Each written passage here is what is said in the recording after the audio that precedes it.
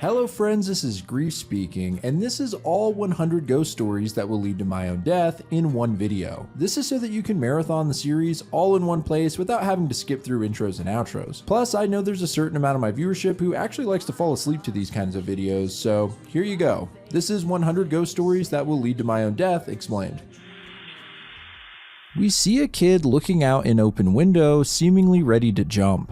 One of his classmates, a girl named Hina, says that she really thought Yuma was going to die if she didn't do anything. So in order to buy time, she told him about the round of 100 ghost stories. Yuma listened to her till the very end, and then they both went back home. After this, he stopped showing signs of harmful behavior, and it seems she really saved his life. The next page is black, and Yuma says, "Get this, Hina told me about 100 ghost stories just now. You know, when you get finished with all the stories, real ghosts start to appear." The lights come on, and Yuma is looking directly at the reader at his desk. He looks over his shoulder and then begins telling the first story. Tag along. He starts by asking the question of where people go when they die. Is it somewhere alone in the cold dark, doomed to wander for eternity? Do they feel hopeless and forlorn, or do they lose their minds and attach themselves to unwilling hosts? Here we see a woman clearly having just lost her husband when she hears a voice calling to her from a nearby cabinet. The sinister smiling face of her husband peeks out, only his head is upside down, and he asks her to come inside. She screams and runs away. Next we see a young couple. The man is distracted on his phone, and his girlfriend asks him why he didn't go out to buy more milk like she asked. He doesn't really give her the time of day and keeps scrolling, so she leaves in a huff to the store to get it herself. A couple hours go by, and the man has been laying on the couch, doom scrolling, when he realizes that she never came back. He shrugs it off and starts getting ready for bed when the bathroom door slowly opens, and the man is shocked to see his girlfriend peeking out from behind the closet door with creepy eyes. Even weirder than that, she's completely naked and beckons to him to come to her. Still, she's half obscured by the door. He ignores her and says he's going to sleep, but she more aggressively tells him to come here, and her face looks pretty off-putting with big black eyes and a gaping mouth. She suddenly screams at him, and her face is fully distorted now. She starts slamming and scratching the door with her hand, and finally goes still. The man starts wondering who this woman really is when he hears the front door open. Realizing this must actually be his girlfriend coming home, he runs over to tell her what's just happened when he stops dead in his tracks. Behind the door, his girlfriend is now fully clothed, but something is still off, and she's deliberately obscuring half her body. In a demonic voice, she says, "If only you hadn't forgotten the milk." At the same time, the man's phone rings, and he answers it only to find the police on the line. They inform him that his girlfriend was in a car accident just outside the convenience store, and she didn't make it to the hospital. She's dead. He tells them that isn't possible. He's looking right at her. He then walks forward and opens the door, and we finally see the other half of the woman's body. It's horribly mutilated, with her eye twisted and her brains falling out of her skull. The man slams the door shut and locks it, then pushes his furniture in front of the balcony window. Feeling like he's blocked all entrances, he sits down in front of the fridge, breathing heavily. Just above his head, the freezer door creaks open, and the demented ghost of his dead girlfriend comes creeping out. That's where Yuma ends the story, and he shuts his desk lamp off, but then turns it back on shakily, saying he's gonna sleep with the lights on tonight. Story 2 dropped. On the second night, Yuma fumbles around his desk. It's unclear if he's putting a camera up or he's talking to some object. Either way, he begins the story. People say that over 95% of all lost items in Japan are returned to their owner. But just because something is returned to you doesn't mean you should be relieved. We see a family coming back from a trip to the park, and it seems the father, named Yusuke, lost his wallet before they could actually do anything. But his son tells him he had fun anyway, making the father cry happy tears at his son's kind words. There's a knock at the door, and it's an officer named Hattori. Turns out he found Yusuke's wallet and is returning it. Yusuke is completely overjoyed and shakes the officer's hand, thanking him. However, shortly after closing the door, he hears a series of frantic knocks and scrapes. Yusuke cracks the door open, and the officer immediately puts his foot in the crack to keep it open. The man is crying and says that he thought he was a useless officer because of his old age, but Yusuke's kind words have moved him to tears. He's covering his eyes with his hands, but his face is wet with tears, and it just doesn't look right. Yusuke says he's glad to hear it, but is clearly uncomfortable and starts to close the door when suddenly Officer Hattori shoves his head in to block it. He says he'll try even harder from now on so he can be of use to Yusuke. At this point, his pupils almost cover his entire eyes, making them black, and it's pretty horrifying. He finally says bye-bye and closes the door. A few days go by, and on his morning walk to work, Yusuke drops his wallet again. He starts looking for it when Officer Hattori shows up out of nowhere and hands it to him before walking away smiling and laughing. From this day on, Yusuke keeps spotting the man everywhere. He even thinks he hears him just outside of his window. One day while on a walk with his son, Hattori brings Yusuke an aluminum can that was clearly garbage and had been thrown away. He snaps on Hattori saying that he never dropped that, he put it in the garbage, and more so he's pretty pissed off that the guy's stalking him all the time. While they have this heated discussion, Yusuke realizes that his kid has walked away somewhere. Suddenly Hattori speeds off and finds the boy washing his hands in a fountain. The officer tells him to come with him, he's gonna bring him back to his dad. The kid is rightfully freaked out and starts running away, but Officer Hattori brutally kicks the kid to the ground and plants his foot on his head. The boy cries for his father, and Hattori says that Yusuke will be so happy when he returns him. His eyes go full black again, and he pulls out his gun, pointing it at the child's head, saying, "Lost items should act like lost items, and to keep quiet." My god, this escalated quickly. He fires the gun, but at the same time, Yusuke has shown up and tackles the cop, saving his kid. Hattori runs away, and back at home, Yusuke calls the police department to file a complaint. Strangely, the department says they have no records of an Officer Hattori ever working there. The family stands there pretty shaken up about everything, and behind them, under the kitchen table, we see the officer hunched over, holding a spoon that was likely dropped. Yuma ends the story there, and using a small patterned cloth covers the camera.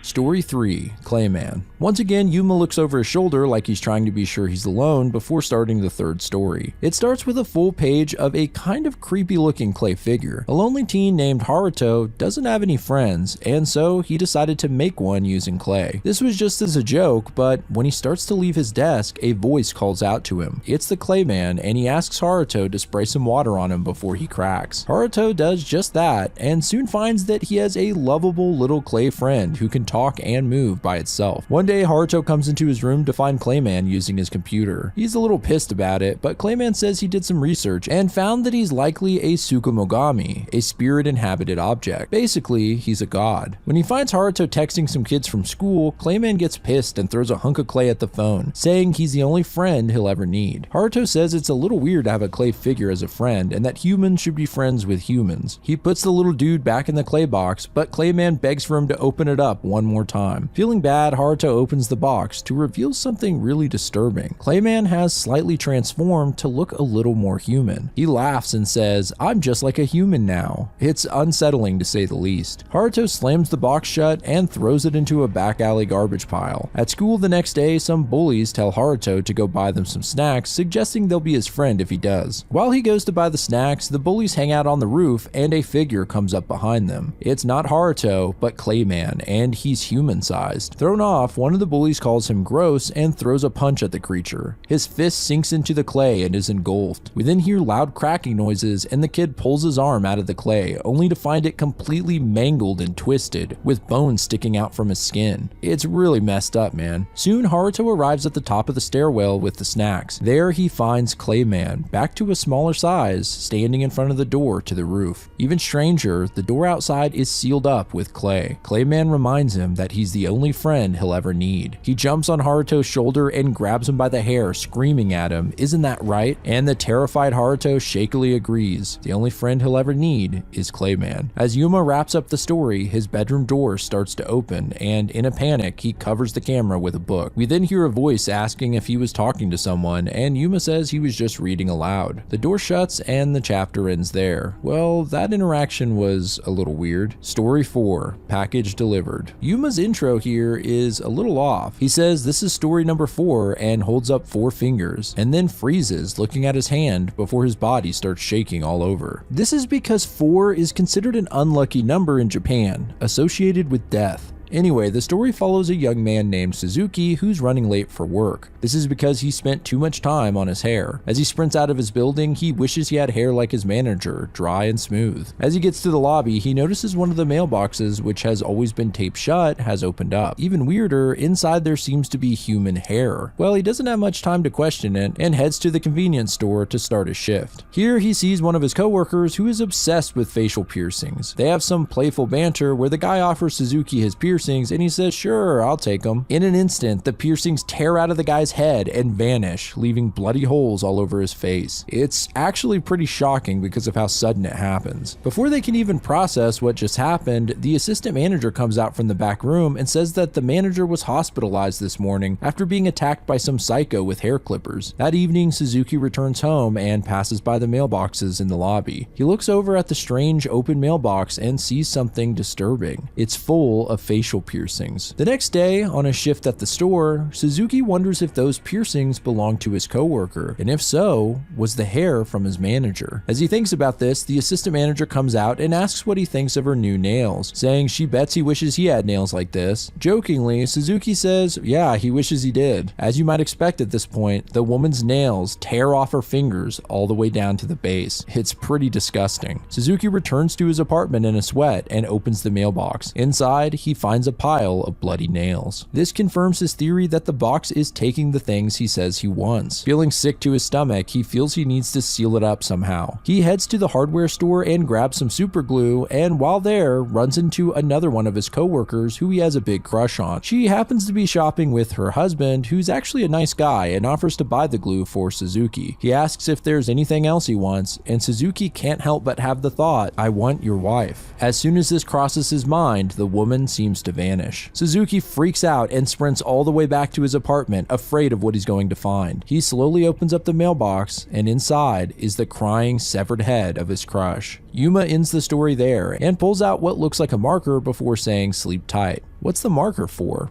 Well, maybe to mark off his calendar that we can see in the background.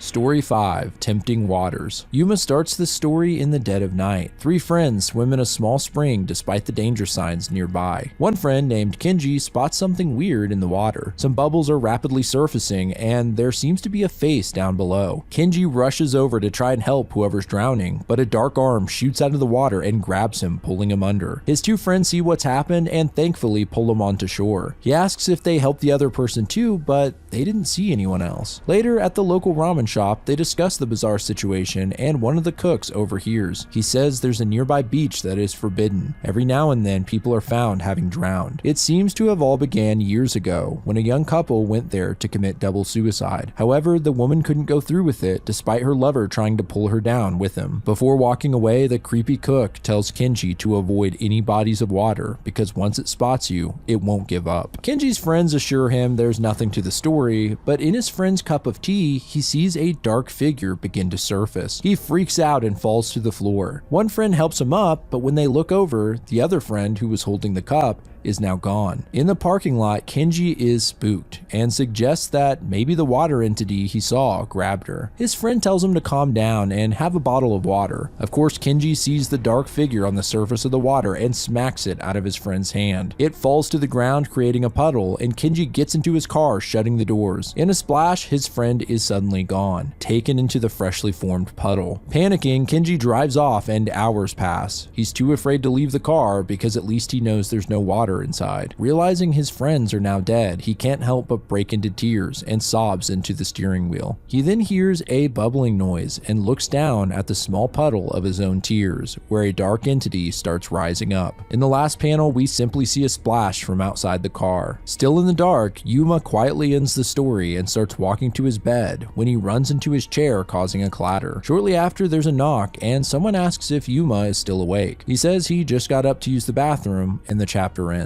Story 6, Lifeline. Instead of Yuma, we see his stuffed animal introducing the sixth story. I will warn you, this story for the most part is actually less disturbing than the others, but the ending is really messed up and pretty dark. It starts with a group of friends out for dinner. One of them claims to read palms, and she reads the palms of a man named Kajiwara and says that his lifeline is unusually short. She says that his future wife will outlive him by years. A woman at the table then says that she has a short lifeline as well, and comparing palms, they find them to be nearly the same. They joke that if they get married, they wouldn't miss each other for long. Well, what started as a joke turned into marriage, and soon a baby girl. They can't help but notice that their baby doesn't have a lifeline at all. Soon the couple starts obsessing about their short lifelines, assuming they should be dying any time now, and they go insane. They lock themselves inside, terrified that if they leave the house, they'll all die. Kajiwara even believes that everyone is jealous of them and wants to kill them. Soon his boss comes by, worried since Kajiwara hasn't showed up to work in a few days. Kajiwara slams the door on him and tells his wife to hide, assuming his boss is here to kill them. Trapped inside and out of options, Kajiwara starts cursing the palm reader from all those years ago. He then gets an idea. They need to extend their lives, right? He picks up a broken piece of glass and in a pretty jarring few panels cuts his hand down the center, literally extending his lifeline. He then demands his wife do it as well. She refuses, but after a struggle, he does the same to her. Worst of all, he must do this for his baby as well. And this manga doesn't hold back at all. It actually shows him using the glass shard on his baby's hand. Outside, his boss has called the police, and eventually they break down the door and find a grisly sight. Kajiwara and his family dead on the couch from blood loss. Ironically, they did all die at the same time, but by their own doing. At the end of the story, the stuffed doll introduces himself as Umaken. Of course, this is just Yuma holding him up from under the table. Story 7. Con Artist. In this chapter, we don't actually see Yuma, but rather hear his voice coming from the floor. He says, "Do you ever just lay on the ground and pretend you're dead? I'm dead, so nothing in the world matters anymore. Isn't thinking like that fun?"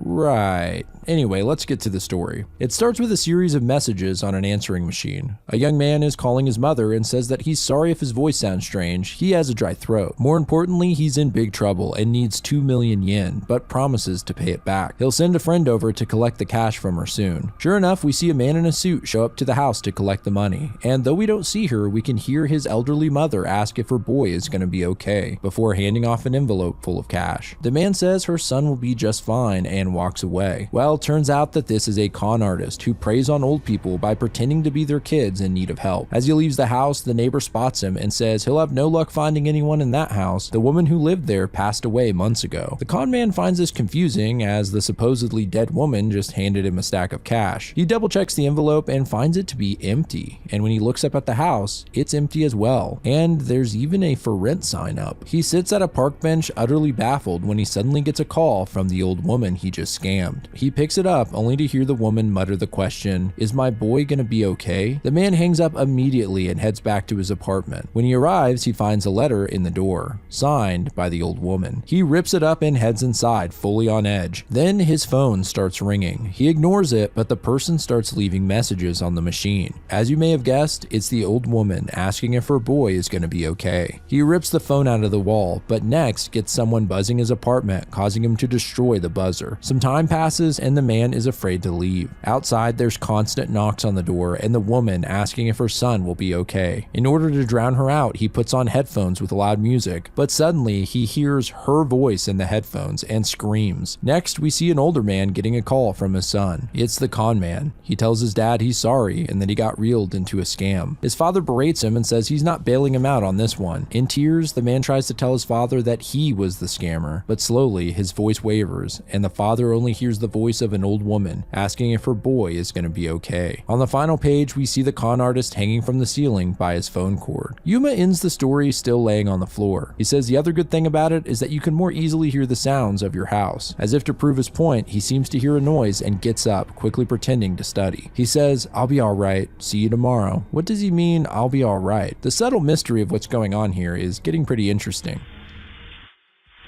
Story 8. Fight. Yuma is reluctant to tell another story as it's late and he gets pretty scared at this time of night, but he finally decides to tell one anyway. A girl named Akari says she had a big fight with her friend Tomoko yesterday. On her way to school, she decides to stop by Tomoko's house and make up with her, but something is a little off. Right before Akari pushes the doorbell, the front door opens and Tomoko's voice comes from inside, telling her not to push it. Akari starts to apologize and reaches for the door, but Tomoko tells her not to touch it and to keep her filthy hands off of it. Eventually, Tomoko just tells her to leave. Akari insists that they work this out and says she's not leaving until she sees her face. Finally, Tomoko slowly peeks her face out from the door. Oddly enough, her head pokes out at knee height, close to the ground. We get a detailed look, and her face is drenched in sweat and tears. She looks completely distressed and says, "You saw my face, now get out of my sight." Akari assumes she's only acting this way because she's so upset, and apologizes again. Tomoko smiles, but then suddenly shoots back into the house in a flash, and the door slams shut. Akari wonders what her deal is, and just heads off to school. When she arrives, she finds that the school is being evacuated, and everyone is sent home on account of a gruesome killer that's on the loose. Akari considers this a good thing, and is psyched to get a day off school. When she gets home, her mother is hysterical, saying, "Thank God you're alive, especially since you visit Tomoko's house every morning." She says that the slasher that's on the run was hiding inside of Tomoko's house. Akari, worried about her friend, heads over to her house to find it taped off and police everywhere. She asks one of the people nearby if the girl who lived in this house is okay, and they give her some disturbing news. Everyone in the house was killed. It was pretty gnarly too. To make sure no one could escape, the killer cut off all their legs. Apparently the daughter crawled all the way to the front door and almost made it out. Akari is in total shock. Thinking back on the conversation she had this morning with Tomoko, she realizes she wasn't really angry with her. She was trying to save her life. We now see the situation from Tomoko's perspective, sticking her head out of the door while her mutilated legs drag behind her. Pretty messed up. Yuma closes out the story and says it's time to go to bed. He seems to hear a noise and sprints to his mattress, turning off the lights and hiding under the covers. From outside his door, we suddenly hear rapid footsteps, and his door handle jiggles frantically before finally the door swings open with an eerie force, and we see nothing but blackness on the other side. Okay, that was definitely the most outright freaky Yuma moment so far. What the hell is going on in his house? Story 9, The Other Side. Yuma sits at his desk saying that it's almost time for everyone to be coming back from school, when presumably one of his parents say that his friend Hina has come to see him. He says that he's not feeling well right now and lets out a couple of fake coughs, and then continues into the story saying we should be okay. We see a teacher named Sakuma walk through the school halls, and he's clearly very popular with the students, who all greet him kindly as he walks by. He hears a commotion and finds a young kid being bullied. He puts a stop to it and has a chat with the kid named Akai in an empty classroom. Sakuma says that the kid should have said something. He could have kept those guys off his back. Akai then bluntly says that he wants to die, and Sakuma encourages him, saying he still has a lot of life to live and he shouldn't say such things. On a closer look, this kid doesn't look right. His face is mostly obscured by his hair, but his eyes are just off. He asks his teacher if he's ever lived in a house where you get beaten just for coughing. Do you go through the day dreading coming back from school because your parents will torture you? He then says from the moment he was born, his life has been torment, and he believes it'll never end. He screams out that he wants to move on to the other side and bashes his head on his desk. Sakuma says that it must have been tough holding all of that in, but Akai can depend on him. He won't allow his pupil to suffer like this. Akai thanks him and then asks for his help with something. He leads Sakuma to the mountain trail behind the school, saying that a lot of people take their lives out here. Sakuma says he better not be wanting his help with that, and Akai assures him that that's not it. Well, honestly, his request isn't much better than that. They get to a cliffside, and Akai says he wants to meet someone who's dead. That way he could ask them if he's better off living or if there really is a paradise waiting for him on the other side. He then asks Sakuma to strangle him, not to the point of death, but close enough that he might be able to speak to someone on the other side. The teacher immediately refuses and starts walking away, saying that he can't participate in such crazy delusions. Akai then pulls out a box knife and says he can die and charges at him. Sakuma defends himself by punching the kid hard in the face, which sends him tumbling off the edge of the cliff. Sakuma cries out and looks down,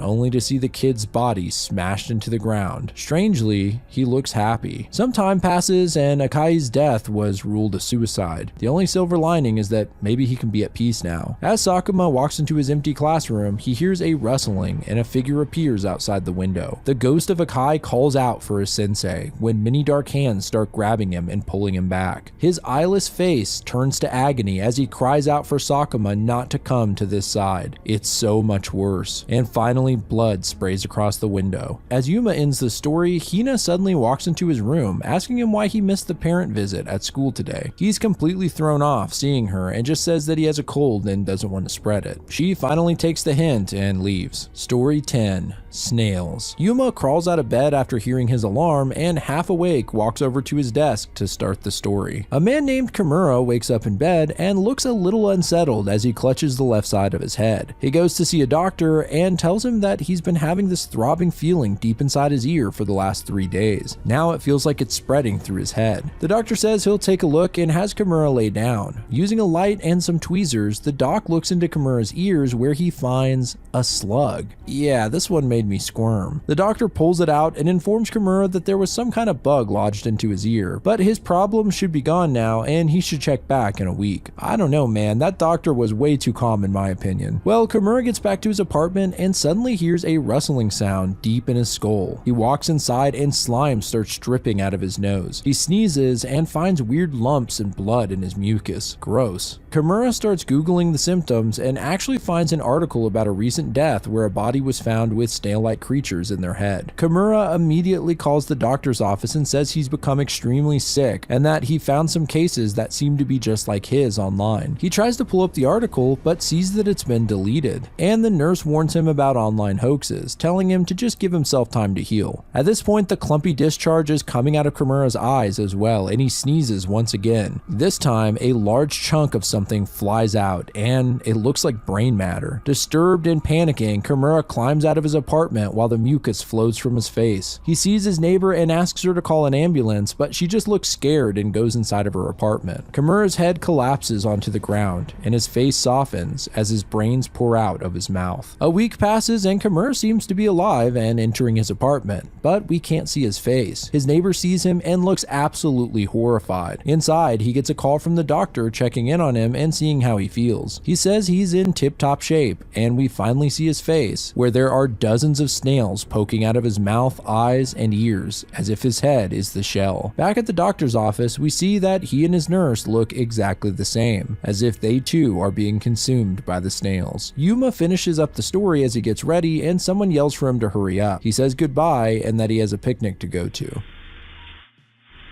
Story 11, Mr. Poke. Yuma comes into his room soaking wet, saying he forgot his umbrella and had to run home in the rain. But that doesn't stop him from getting right into the 11th story. An office worker named Osawa is working late into the night and is the only person in the office. The ticking clock on the wall is driving him crazy, so he calls up the building security to see if they could remove it. The security guard says it's actually a good thing he has it up, otherwise it could be dangerous on account of Mr. Poke. Curious, Osawa bites, and the guard tells him the story of a businessman who worked in the building. After being only a couple of minutes late to an important meeting, he was fired, and that night he hung himself on the clock post outside the building. Since then, he appears around the building at night asking for the time. Osawa laughs it off, assuming he's just messing with him, but before he hangs up the phone, the guard warns him if Mr. Poke asks for the time, he needs to give the correct answer. Osawa gets back to work until he gets a call from someone asking him the time. He says 1:25 a.m. and the person hangs up. This is enough to really spook Osawa, but fear is a good motivator and he finishes up his work just before 2. Just as he's shutting down his computer, he hears a noise coming from the other side of the room, and suddenly a shadowy figure peeks up from the other side of his desk, asking for the time. Osawa is efficiently terrified, but keeps cool enough to say the correct time, 1:57. The figure then disappears, and at this point, Osawa bolts out of his office and toward the elevator. He watches over his shoulder, and when the elevator finally opens, he hears a ticking noise. Mr. Poke is waiting in the dark, asking for the time. Osawa screams and takes the stairs instead until finally he's made it out of the building. He sighs in relief until he once again hears a ticking noise and realizes he's standing in front of the clock post. Behind him, in a very disturbing image, is the man still hanging and asking for the time. And that wraps up story 11. Yuma lets out a sneeze and blows his nose. It seems he may be getting a real cold now. Someone yells at him from the hall about soaking the floor and walking around in wet clothes. Story 12, Candy Shop. Yuma takes a break from his homework in order to tell the 12th story. Some school kids are disappointed to find that their local candy shop has closed down. One kid in particular says he was worried about the old man who owns it. Just before he walks away with everyone else, there's a clatter and the shutters on the shop rise up a bit. Curious, the kid peeks in and sees all the candy left inside. With no one watching, he can't resist and climbs in. Assuming all these treats will go to waste anyway, he throws some in his bag, but before he can can leave, the shutters close and he can't lift them back up. Walking into the dark from a back room, the owner calls out asking who's there, and soon the old man makes his way to the kid holding a power drill. For some reason, the boy says he's sorry, this was all a mistake, and the old man, his eyes bulging, simply asks the boy to follow him. I guess thinking he can get away with it, the boy zips his bag up without giving the candy back, and the candy man sits him down on a stool across from his desk. He's not mad at the kid and actually thanks him. He's been coming to his shop since he was a baby after all, and is touched that he stopped by the shop despite it being closed now. The boy is curious why it's closing exactly. The sign said it had something to do with the owner's health. But the old man says it isn't really his health. It's because of shoplifters. All he wanted was to run a store that kids dreamed of, but he can't make a living with all the theft. At this point, the kid is sweating, considering he just pocketed a few sweets himself. The old man seems a little crazy and says that if he could catch some of these thieves in the act, he would force them to eat a special candy he made from nails, glass, and dead bugs.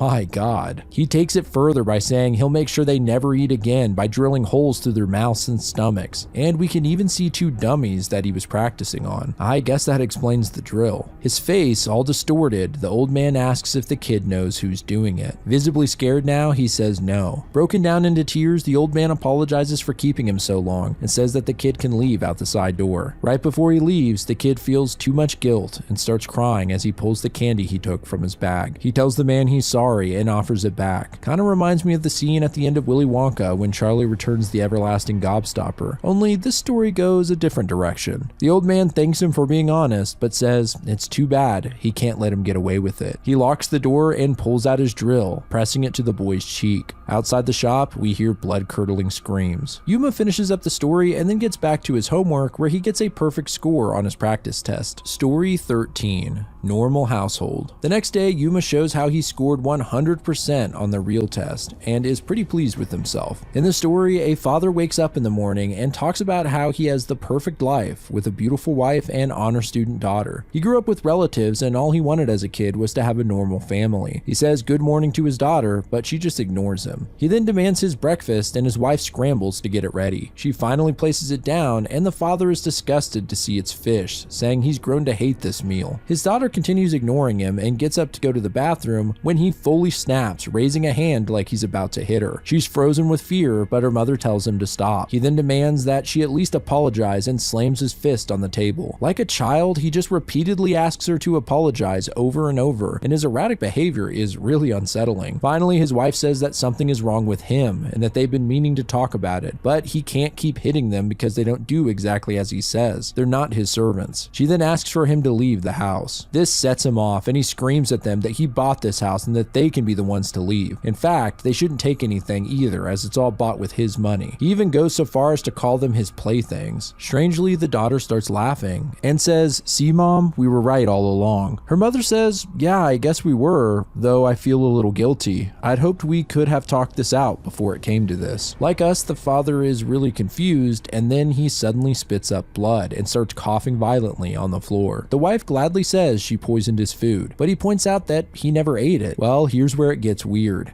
She says she poisoned his fish yesterday and he should have been dead by nightfall, but instead he keeps showing up again and again, coming and going like nothing's wrong. His daughter yells at him to finally die. He can't stay in this house forever. They tell him to open the bathroom door and look inside, but he refuses, so finally his wife opens it. Inside is the father's dead, rotting corpse. It seems the poison finally kicked in while he was on the John and he's been dead this whole time. The man they've been talking to is his ghost. The story ends and someone comes to Yuma's door asking how he did on the test. Yuma says he got 100 points and holds up the test when a hand reaches in. Yuma flinches, but the hand simply ruffles his hair and leaves. At this point, there's definitely some weird shit going on, but it's all been way too vague to tell. Does he have a ghost in his house? Maybe an abusive parent? I have no idea. Story 14. Good morning. The chapter opens with Yuma talking to someone in his room, though they're obscured by the stuffed animal. It turns out to be Hina, and Yuma says he wants to hear more of the ghost stories she told him at school. He looks over at his desk and says, "Let's go ahead with the 14th story," which confuses Hina, but she shrugs it off and starts to tell it. This one is pretty short. A student seems distressed about his classmate Kaneko greeting everyone as they enter the classroom. That's because Kaneko died a week ago, and he seems to be the only one who can see her ghost. As a punishment, Kaneko Monica was instructed by the teacher to greet every student as they entered the class until she got someone to greet her back. But the kids thought it was funny not to respond to her at all. Still, she felt it her duty to do it every day. Then one day she was hit by a car and killed. Now her ghost hasn't been able to move on. Finally, the student greets her back, weirding out the rest of the class who don't see her, but it seems her spirit can now move on. After finishing the story, Hina says she'd like to hear one from Yuma, and he says that he'll tell her one tomorrow. He says she can come over whenever she likes, but she needs to ask permission first. From who, she wonders. But before Yuma answers, the 5 o'clock chime goes off, and he says she needs to leave. Story 15.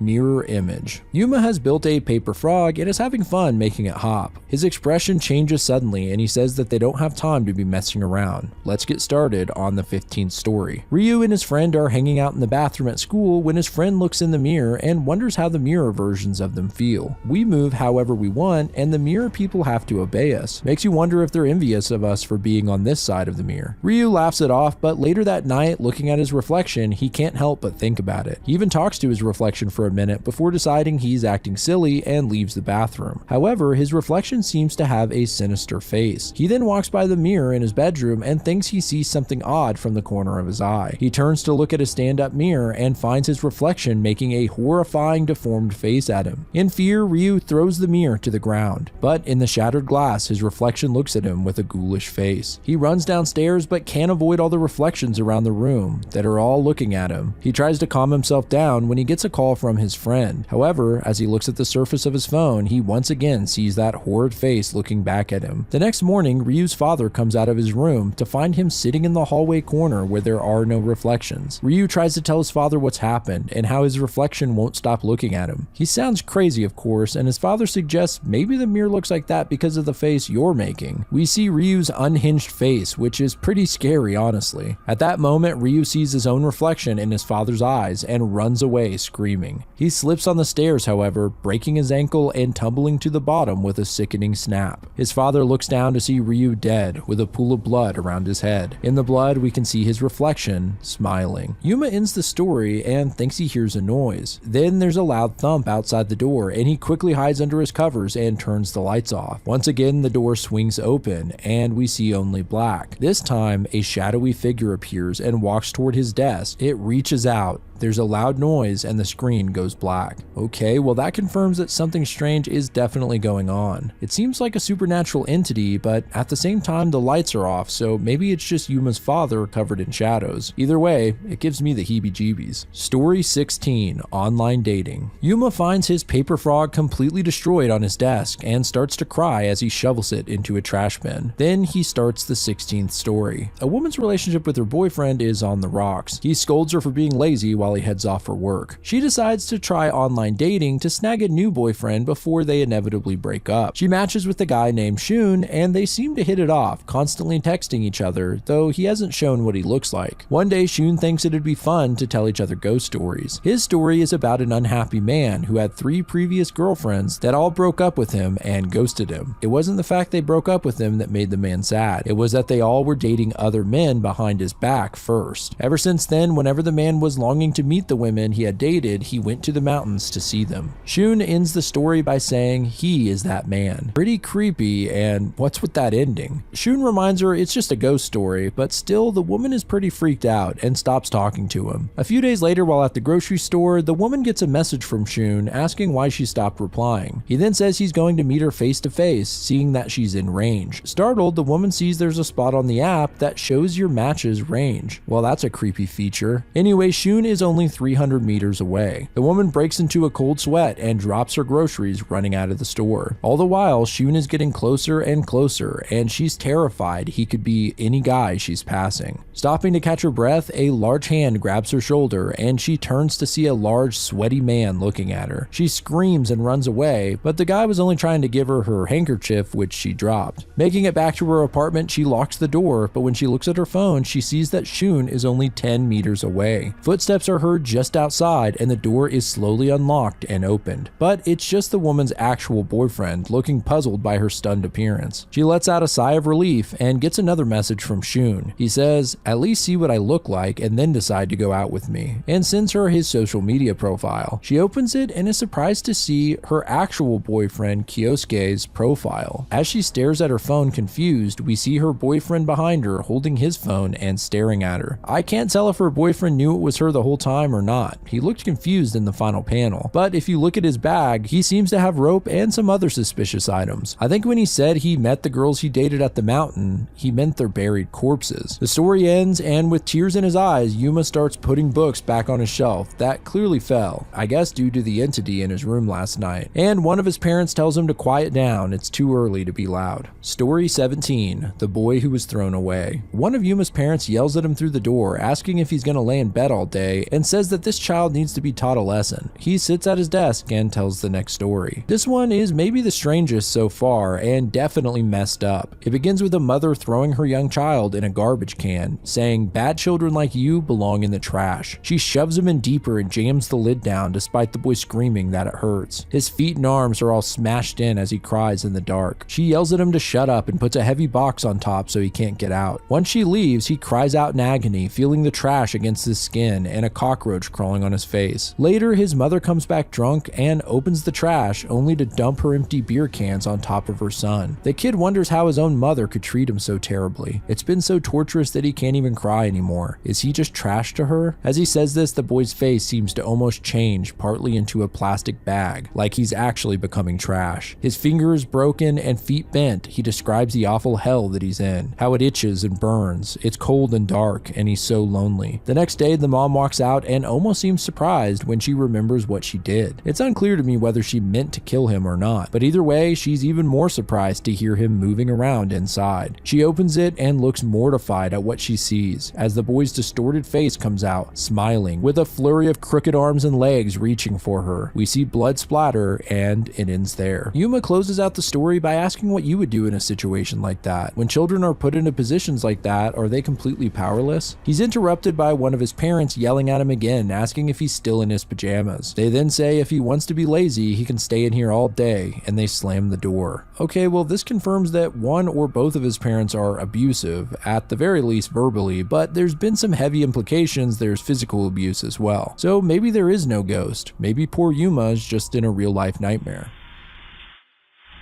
Story 18, Clean Gum. Yuma is looking out his window into the dead of night when he assures us not to worry. He'll take his time with it. The story starts with a strange panel of a guy obnoxiously chewing gum. His name is Yamada, and his coworker Shiki asks about the gum that he's been chewing lately. Yamada tells him something bizarre. Chewing this gum will let you relive any memory you want. He asks Shiki to think of a memory he'd want to relive and write it down on a strip of gum before chewing it. Shiki goes along with this for the sake of amusement, but once the gum enters his mouth, he's suddenly taken back to the moment he proposed to his wife, fully reliving it as if he's actually there. His wife says yes, and they cry tears of joy, but soon she fades from his arms and everything goes blank. He snaps back to reality in the break room and says it's gone, but doesn't know what is gone exactly. Yamada then informs him that as the flavor of the gum fades, so does the memory, and the really messed up part is that you could never recall that memory again. Shiki is rightfully pissed. Why didn't Yamada tell him that before he ate the gum? But he figured Shiki wouldn't believe him otherwise. There's a sad moment where Shiki feels like he's lost a really important memory, but he doesn't know what it is. He asks Yamada where he got the gum in the first place, but he says he chewed that memory away as well. Yamada hates his job here and figures at the very least they can relive some cherished memories. Suddenly, Shiki is hit with an idea. Why does it have to be good memories? There's plenty of bad memories he'd love to get rid of. He frantically jots down several terrible memories and shoves multiple pieces of gum in his mouth at once, despite Yamada's warnings. Shiki is hit with several terrible moments all at the same time. His boss breaking a bottle over his head and chastising him, and his wife calling him a liar and holding a kitchen knife. It's unclear if she's going to divorce him or attack him in this memory, but in reality, Shiki looks completely unhinged as he chomps on all the gum and his face sags. It's scary for sure, but after a moment, he's all smiles, saying this gum is awesome. He feels like a big weight has been lifted off of him. Yamada says if he really wants to, he can take the rest of it. He only has a couple of good memories left, and he's saving those to chew on for when he dies. We can then see his last will and testament sticking out of his bag, and it's clear that he plans on ending his own life. Shiki says, why would you want to do that when you can chew all your pain away? Yamada, like a drug addict, says he's right, it's too late to stop now, and grabs another piece. Outside the break room, we can hear Shiki screams and Yamada's laughter. After this story, Yuma climbs partly out of his window like he's gonna jump, when someone tells him to shut the window before the bugs get in, so he closes it and goes to bed. Story 19, Hashaku-sama. Before Yuma starts the story, he pulls a test out of his bag, and we can see that he's done poorly. He shoves it back in looking worried, and then begins the tale. The story starts ominously enough with a tall woman looking over a schoolyard fence. A boy notices she's dropped her hat and kindly walks over to hand it to her. Once he does, the woman lets out a strange laugh and grabs his face with her oversized hands. His classmates tell him to get away from there, and she vanishes. They then tell him the story of Hashaku-sama, a monster in the form of an insanely tall woman who has a weird laugh and can mimic others' voices. They say if Hashaku-sama takes a liking to you, she'll haunt you till you die. The boy argues that she wasn't that tall, but they remind him that on the other side of that fence is a steep slope nearly 2 meters to the ground. Class starts and the kid is sufficiently scared. Outside, the rain picks up, and amongst the raindrops, he starts hearing something that reminds him of the woman's weird laugh. The laugh becomes more and more pronounced until finally he asks if he can go to the nurse's office.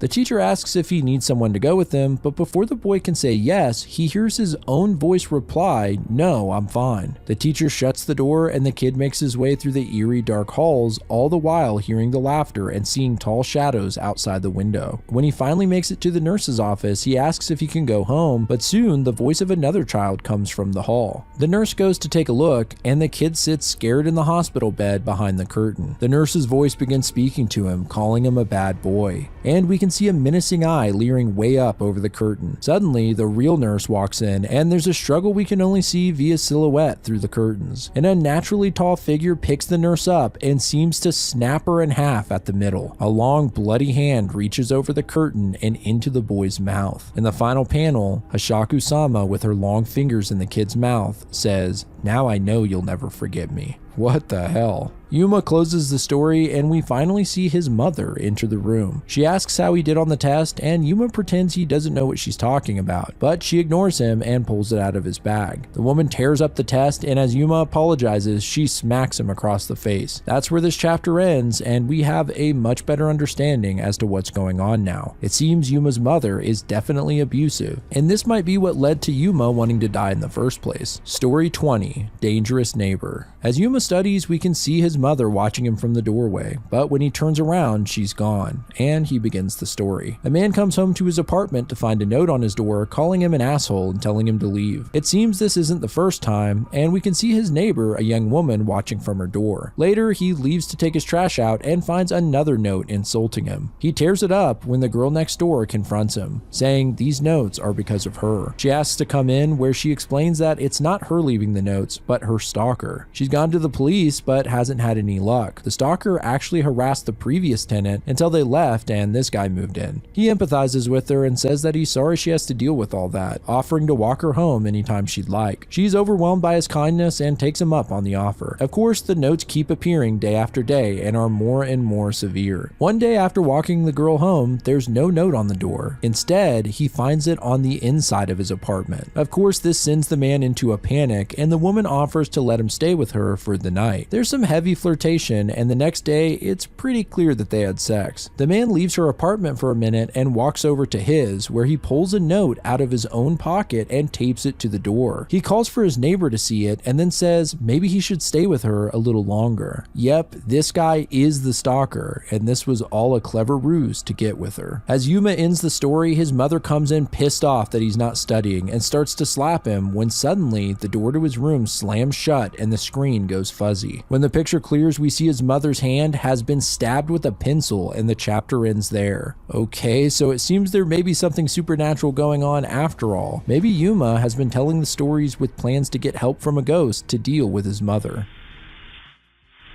Story 21, Smothered in Dust. Yuma comes rushing in out of breath and starts to talk about what happened yesterday, but says never mind and instead tells another ghost story. A man has been non-stop cleaning his apartment, but there's still dust everywhere. This never happened before, and then suddenly last week dust started accumulating like crazy. The only odd thing that happened last week was meeting the old man who moved in upstairs. He said he lives alone and it's nice to know someone will be there to notice him when he finally kicks the bucket. Kind of a sad thing to say. The man keeps cleaning but is still finding dust. He tries to drink some water and there's dust floating in it. His toothbrush is covered with the stuff, and when he yells out frustrated, the dust starts collecting in his teeth. Yuck. He starts searching online for sources of dust buildup. Of course there's plenty of answers, but one does catch his eye: skin fragments. After spending the day deep cleaning, he feels like he's finally put a dent in it, but he wakes up in the night to dust falling from above and filling his mouth. His room is now covered like snow, and he looks closer at a clump of dust. It's full of tiny wriggling worms. Disgusting. He's had enough and tries to leave, but it seems his door is jammed from dust buildup. He looks up at the ceiling and sees the dust accumulating in the shape of a body and what looks like the face of the old man. He recalls the last part of the conversation he had with the man when he said he's glad someone will notice him when he kicks the bucket. He'll just have to think of a sign. We get a closer look at the disturbing face formed of dust and worms and the man looking up in terror. After the story, Yuma mentions what happened yesterday again, saying that the pencil, it sure looked like it hurt. He stops and looks back where we can hear someone crying out from the hall in pain. Yuma says it hurt for him too. Story 22, Pretend Not to Notice. Yuma says it's Friday and he'll be here soon, so let's get going with the story. I wonder who he is. Anyway, a little boy and his mother are walking down the street when they pass a strange humanoid creature. The boy says that ever since he was little, he's seen grotesque monsters that no one else could see. He learned that his grandmother could also see these monsters, and she told him the best way to deal with them is to pretend that they're not there. These things were never human, and paying attention to them gives them strength. The monsters stand around them staring, but slowly they fade away. Following his grandma's advice, the boy grows up, and though he sees the creatures regularly, ignoring them does the trick. Now a teenager, the kid takes a girl to the movies when he's annoyed about the tall person blocking his view. His girlfriend has no idea what he's talking about, and he realizes too late that it's one of the creatures and he just gave it some attention. It looks like a huge woman with a stretched out body, and it suddenly rips its own head off. He runs out of the theater to his grandma's house, which is filled with the creatures. She calms him down and they slowly disappear once again. Eventually his grandmother died, and while mourning his loss, one of the creatures appears wearing the grandma's face. For a moment he's excited and then realizes it's a trick, and the creature rips his grandma's face in half. He looks away at first, but then enraged he starts to attack the creature. Of course, this interaction only draws more creatures in, and soon he's surrounded. Yuma turns the lights out and runs towards the bed, but is stopped by the shadowy figure from before, who grabs him and yells at him, "You hurt your stepmother, didn't you?" He demands that Yuma apologize as he grabs him by the neck and drags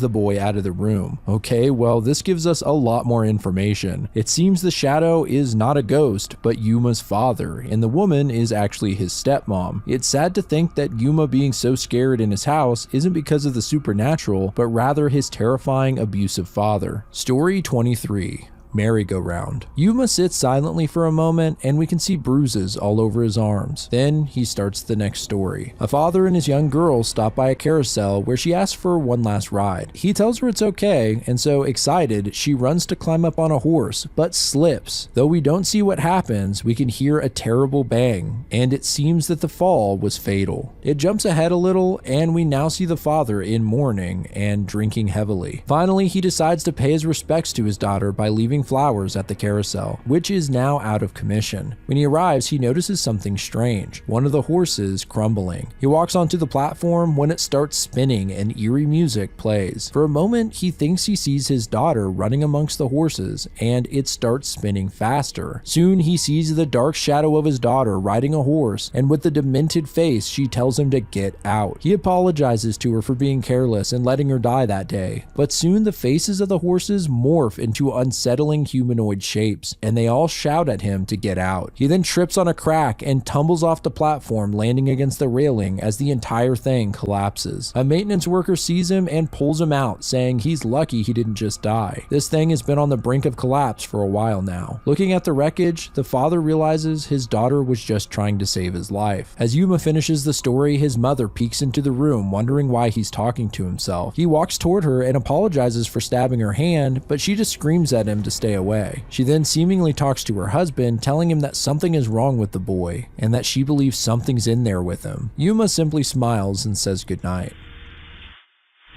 Story 24. Beneath the Mask. For the first time, Yuma tells the ghost story from a different location. He says thank God they didn't find you, and it seems he's now set up in the closet. A woman named Momoko takes the same route home after work every day. She walks through the rain and passes a strange woman sat with her head down. As she passes, the woman rapidly approaches her and is wearing a creepy face mask. She claims to be Kokomo's mother and calls her by name. It does sound like her, though her voice is muffled from the mask, but what a strange circumstance to find her in. Well, the woman says that some kids played a prank on her, asking her to wear this mask that actually had glue on the inside, and now it's stuck to her face. Kokomo's pretty suspicious about the whole thing. Why didn't she call someone or head straight home? The woman says she left her phone at the house, and without her glasses, she can't get very far. Kokomo also notices her shoes are missing, and the woman claims they fell off as she climbed the cliffside nearby. It's all very suspicious. Well, Kokomo offers to walk her home, but is completely thrown off when the woman thanks her and says she's just like her father. Kokomo is nothing like her father and demands that the woman say her father's name. Now she really starts to question the whole thing. Who is this woman? The woman grabs her and tells her to calm down, but Kokomo is starting to freak out, noticing how wrinkly and veiny the woman's hands are. Her mother's hands aren't like that, are they? Finally, she starts trying to pull the mask off to see if it really is her mom, and the woman is clearly in pain. She trips and goes falling off the side of the cliff. Kokomo looks down and doesn't see anything, and gets the idea that she can just call her mother's phone. Her father picks up and confirms that her mom did leave the phone here. He asks if Kokomo knows where she's gone to, and at the bottom of the cliff, we see her dead mother bleeding out from the mask. As the story finishes, Yuma's mom opens the closet door and drops some food on the floor before slamming it. Seems that this is some kind of punishment. Story 25. The Boastful Old Woman. Outside the closet, Yuma hears the doorbell ring and footsteps move across the house. This buys him some time to tell the next story. A little boy and girl walk home from school when they pass a really creepy old lady outside her house in a wheelchair. Her eyes and mouth are all blacked out. I can't tell if it's because she's missing her eyes and teeth or her wrinkly skin just obscures them. The boy tells the girl not to pay attention to her. She just sits there all day waiting for people to talk to her. The old lady hears them and says she doesn't just sit here all day. In fact, every day she goes wherever she wants, insisting that she even went to Mount Fiji yesterday. The girl argues that's impossible, and the boy tells her not to engage with the lady and that there are rumors that she kidnaps kids. They start walking away when the old woman starts listing items: a heart-shaped clock, a white teddy bear, and star pattern curtains. These all happen to be features of the little girl's room. Freaked out, she asks how the old woman knows about that stuff, and the lady says she followed her home the other day. The little girl yells at her that she's making this all up. There's no way she could have done that in her condition, but the old woman reveals how. She says she uses astral projection, a technique to remove the soul from the body. You can then travel wherever you want. That night, the girl tries it herself, and remarkably, it works. Her soul leaves her body and she flies to the old woman's house to tell her that she's done it. Here she finds the old woman is outside of her body as well, and she's surprised. None of the other children she's told have been able to do this. They go back to the girl's room to look at her body, and the old woman tells the girl she should have never left her body out in the open like this. Otherwise, someone could steal it. As she says this, she reaches into the girl's body and her spirit seems to fuse with it. The next day, the little girl and boy are walking to school when they pass the old woman, who looks at the girl and sadly says, "Give it back." The little girl tells the boy she's just an old liar, and they walk away smiling. It seems the old woman has snatched the little girl's body, forcing the little girl to live in an old, dying body. The story ends, and the doorbell rings several more times until finally Yuma's stepmom answers it. It looks like Hina stopped by to drop off some homework for Yuma, and hearing her voice, Yuma yells out and starts clawing and pounding on the closet door. Hina clearly hears him calling out, and his mother, playing it off, says she'll go get him. And that is the end of Chapter 25.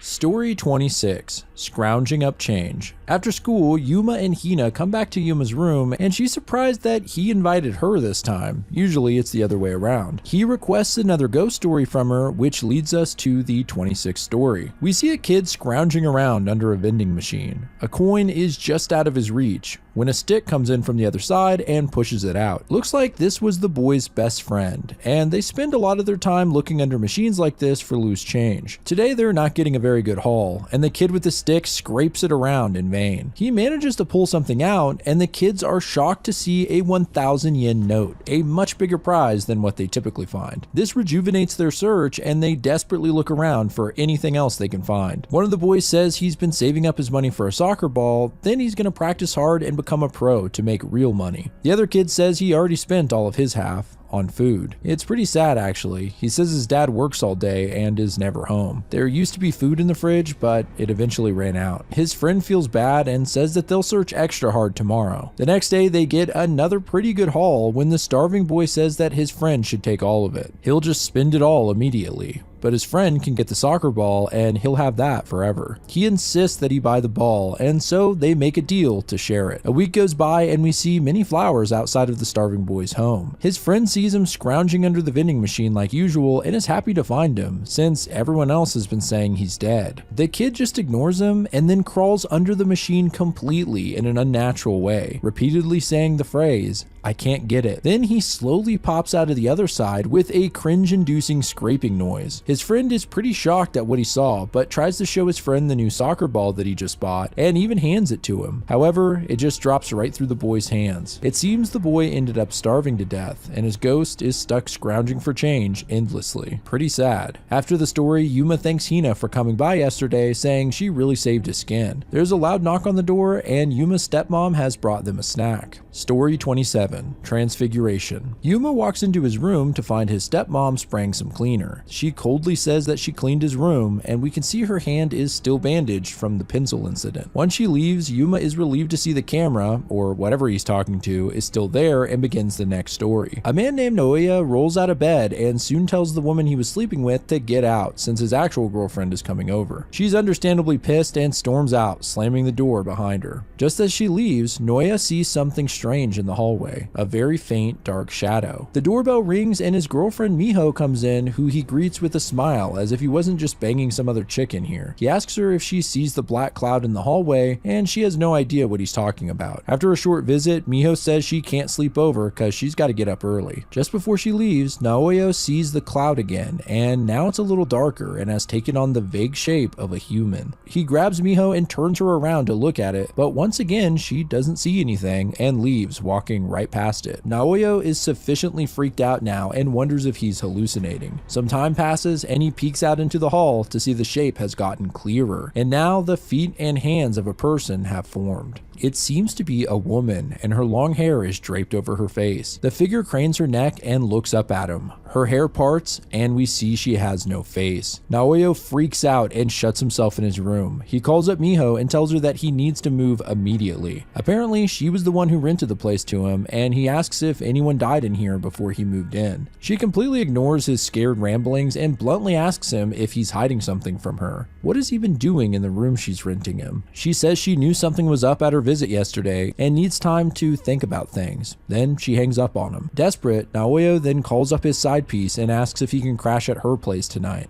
She's still pissed about the way he kicked her out, but he says it's an emergency and explains the whole ghost situation going on in the hallway. She tells him that the dark figure is actually her wrath incarnate, all the anger she feels for him given form. Just then, his room door begins to open and he completely flips out. The girl says she was just kidding and he was the one who started the ghost story. While she laughs it off, Naoya looks mortified. The ghostly woman has entered his room and is reaching out toward him. He finally sees her face, and it's Miho. It seems this is wrath incarnate, but of his girlfriend for cheating on her. She wraps her hands around his neck, and the story ends with a squeezing sound. Yuma then looks around his room. He panics and starts frantically searching for something that seems to have gone missing. He runs out of his room, and we hear his mother saying, "What, that stuffed animal of yours? I threw that thing out." Well, that's messed up. She actually threw away Umaken. Story 28. Can't you see her? Yuma is shaking and crying until he finally sits down at his desk, clutching a pencil.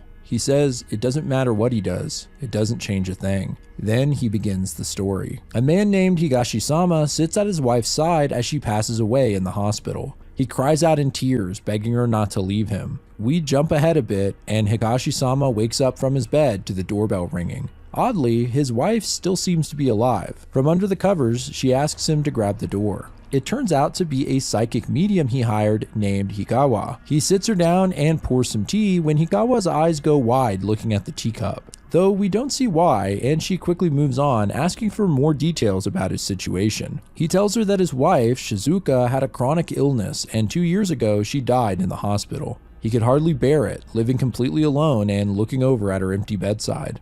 One night he couldn't take it anymore and stuffed the blanket with pillows, pretending she was still there. For the first time in a while, he slept like a baby. After that, he kept living this way, pretending she was still there and even setting the table for two. Then, one night, Shizuka spoke to him, telling him good night. Day by day, she spoke more and more until finally she took shape and started to move. Higashi-sama thought it was all in his head, but then she started singing songs he'd never heard before and making meals he'd never eaten. He says to the medium, "This is way beyond the bounds of delusion, right?" He believes his desire was so strong he actually brought her back to life. He called up Hikawa because he knew a medium of her caliber would be able to see Shizuka. He then walks over to the bedroom door and opens it, where his beautiful wife steps out and introduces herself. Hikawa just stares blankly for a moment and then says she doesn't see anyone, and in fact, doesn't feel any supernatural energy coming from this place. She tells him bluntly that he's living a fantasy and just seeing what he wants to see. She starts to see herself out when Higashi-sama asks her why she's lying.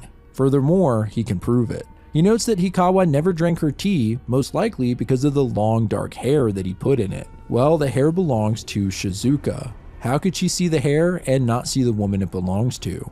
Shizuka then pulls a knife out on Hikawa, who's scared to death. The blade gets inches from her face, and finally, she pushes the ghost woman away, confirming that she does see her. Higashi-sama starts thanking her for confirming the truth, that his wife has truly come back to life. Though, in one last panel, we see the reality. Higashi-sama is alone and talking to himself. Not only is his wife not back, he made up Hikawa too. A cope within a cope. Yuma ends the story and his stepmom tells him to go to bed. He sadly asks about his horsey and she throws a doll for him to have instead. It's a shittier version of Umakin, and enraged he chucks it at the wall. Story 29, Passing On. Yuma says he doesn't want anyone or anything standing in his way again, and clutches a sharp pencil in his fist before starting the 29th story. This one starts on a pretty interesting page. A boy named Hiroto stares at a photo of himself sat upon his own memorial. I guess he recently died, and it's always nice to see one of these stories from the ghost perspective. Well, his parents are of course devastated, especially his mother, who can't stop crying. Hiroto seems at peace though and says he had a good life, however short. His father then lights some incense for him, and this has the opposite effect on the boy's ghost, who can't stand the stench.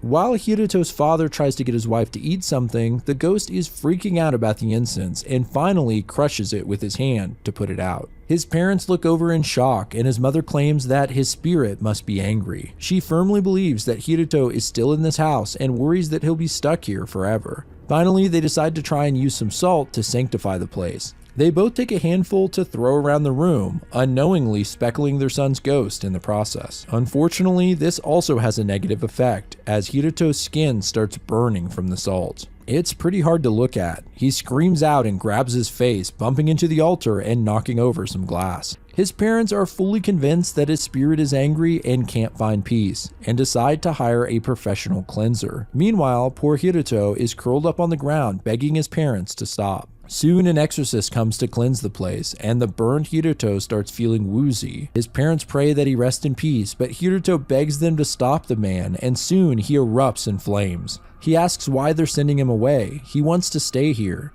And before fully disappearing, we see his severely disfigured and burned face crying. Once the service is complete, his parents comment about how he must be happy now, and that's where the story ends. My god, that's one of the most fucked up stories so far. From their perspective, they think they're helping their kid pass on, and instead they basically torture him and force him to leave in agony. As the story wraps up, a man enters Yuma's room, and we can assume that this is his father, although unlike before, he looks more like an actual man instead of an ambiguous dark figure. Yuma shakes violently and holds his pencil out like a weapon, telling him to stay back. His father easily snatches the pencil and pushes Yuma down before flipping his desk over. Man, we're going through all these ghost stories, and the scariest thing about this manga is the very real abuse that Yuma is suffering. Just a little note here, but if you look closely in the corner of the last panel, you can make out a drawing by Yuma of him holding hands with a woman. Maybe this is his real mom? Story 30, Teke Teke. Yuma is still pretty sad about Umakin being thrown away and sits down at his desk.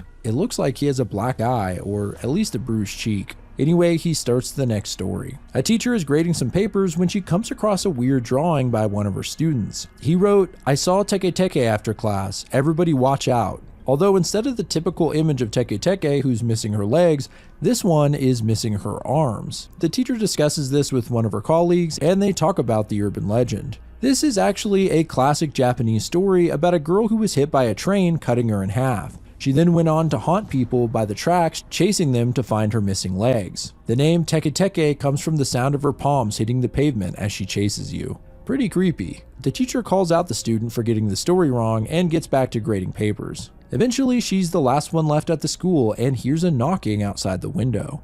It's a pretty creepy picture as whoever's knocking leans into the window and says she's looking for her legs. Considering the doodle she just saw, this is pretty terrifying.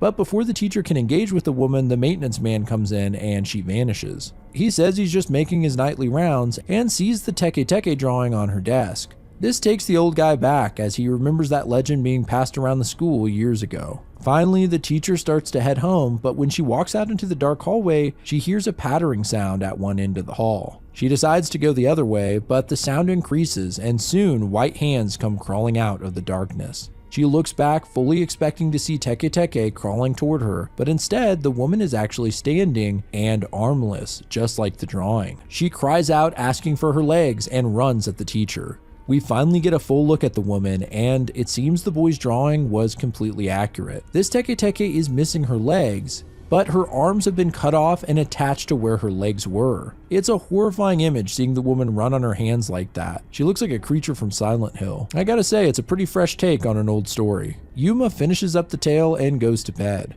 Later that night, a scream can be heard somewhere in the house and Yuma's door opens. In probably the freakiest thing to happen in Yuma's room yet, a full-blown horse walks into his room with black eyes. It sniffs Yuma in his sleep and then walks toward his desk. This thing looks scary as hell, and it opens its mouth to show human-like teeth with hair stuck in them. What the hell? Well, that was the end of Volume 3, and I guess they wanted to end it on a creepy note. Story 31, At Home. Yuma comes into his room all smiles, showing off Umakin, who he says came back to him. Apparently, Yuma woke up and Umakin was in his bed. He's obviously really happy to see his stuffed companion and moves into the next story. Does this have anything to do with the dark horse entity that came into his room the night before? Anyway, let's get into the story. A young man named Seki takes the only job he can get, helping out a business owner by cleaning his office space. He plans on finding a better job as soon as possible, but for now, this'll have to do. It isn't all bad as the owner agreed to pay Seki daily. At the end of the day, the man gives him an envelope and Seki is shocked to find how much money he's paying him for today's work. He's about to head out when the man starts looking at his printer. He claims it's not working and blames it on Seki before snatching his pay right out of his hands. Seki insists that he didn't do anything to break the printer and reaches for it when the man stops him by jabbing his pen into Seki's hand. That's a little drastic. Seki says he really needs that money though, or he'll be evicted from his apartment. The owner feels bad and tells him he can stay in a small room in the back for free as long as he's working for him.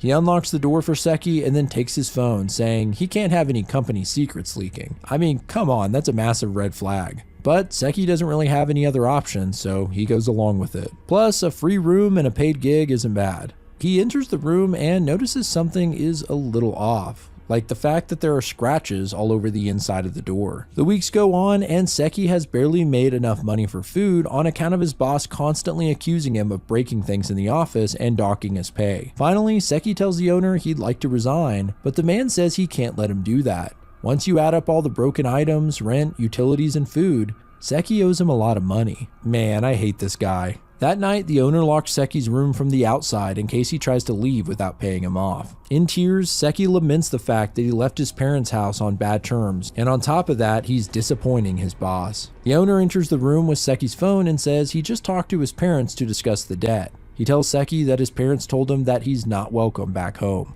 At this point, Seki falls to his knees shaking. He's starving, exhausted, and failing at every turn. It seems he's hit his breaking point. The man leans over to comfort him, saying he can always rely on him, and as long as he does hard work, things will work out. He even goes as far as to tell Seki to call him his new father. Creepy. Well, 6 months pass, and the owner tells Seki he's done a good job. In fact, he considers his debt paid off. But the poor kid, now looking sickly and malnourished, goes into a panic, saying he'd like to stay and that he has nowhere else to go. He offers to work for free if he has to, and begs the man to let him stay. The owner tells him of course he can stay. What father would he be to turn away his own son? And in the final panel, we get one more look at the room door, all scratched to hell. This one was pretty interesting because it wasn't supernatural or even overtly scary, but rather a psychological horror. Yuma finishes up the story and there's a knock at his door. It's a police officer and he asks Yuma about what happened last night when his mother was attacked. Yuma says he didn't hear anything as he was sleeping, and the officer reassures him that that's perfectly fine. Story 32. That day. Yuma seems to be cutting something up with scissors, but we don't get a good look at what it is. He finishes and sits down to tell story 32. It begins with an ad on TV for a futuristic looking watch called the K924. Apparently it can send you to the past, but it's a one-way trip. The ad says they're expected to start rolling out the watch in 8 years. A woman named Aoi watches the TV and says that this device has been all the buzz online. Her husband, Kanata, walks by and storms out of the house in a huff. She wonders what's wrong and he says she knows why he's mad before slamming the door. Oddly, immediately after he leaves, he seems to come right back inside, only wearing a completely different outfit. Kanata looks happy to see his wife and gives her a huge hug, telling her they need to talk. He sets a watch down on the table. In fact, it's a K924. He then dramatically tells her that he's from 6 years in the future where he managed to get a watch early and come back to this time. Aoi figures he's just messing with her, but he proves it by asking her to call his phone. She does just that, and Kanata picks up. He yells at her that he's at the office and to quit bugging him. She starts to believe future Kanata now, but wonders why come back to today. He tells her it's because she's going to die tonight, and that's why he came back, to get her before it happens. She suggests that they tell his past self about it, but Kanata says he's the one who kills her. Apparently, he saw her talking to another man who was just a client, but he started to assume she was cheating. This suspicion and jealousy has built up to today. Aoi then asks the pertinent question, if he's the same Kanata from the future, doesn't that mean he killed her? Before he can answer, the past Kanata comes home early. He immediately spots another man's shoes, and this confirms his suspicions. At least he thinks so. He rounds the corner to find his future self holding a kitchen knife. Kanata tries to convince his past self that he's from the future, but quickly realizes nothing he can say will change his mind. The past Kanata, in his rage, assumes that Aoi's lover is just wearing a mask to mock him. That's quite a stretch. Well, the two men wrestle each other until the knife is knocked to the ground and the past Kanata picks it up, then slashes Aoi down the middle, sending blood spraying across the room. He follows up by stabbing his future self in the chest. As future Kanata bleeds out, he hands his past self the watch and says, "It's his turn now. Please don't fail again." And that wraps up the story. Probably the wackiest story so far, but I think that's because it was a straight up sci-fi, which we haven't really seen. Yuma finishes up the story and we finally see what he was cutting up. His stepmom's belongings. He says she's in the hospital and no one will know. Everyone will assume it's the attacker who did it. It seems he's getting revenge for what she did to Umaken.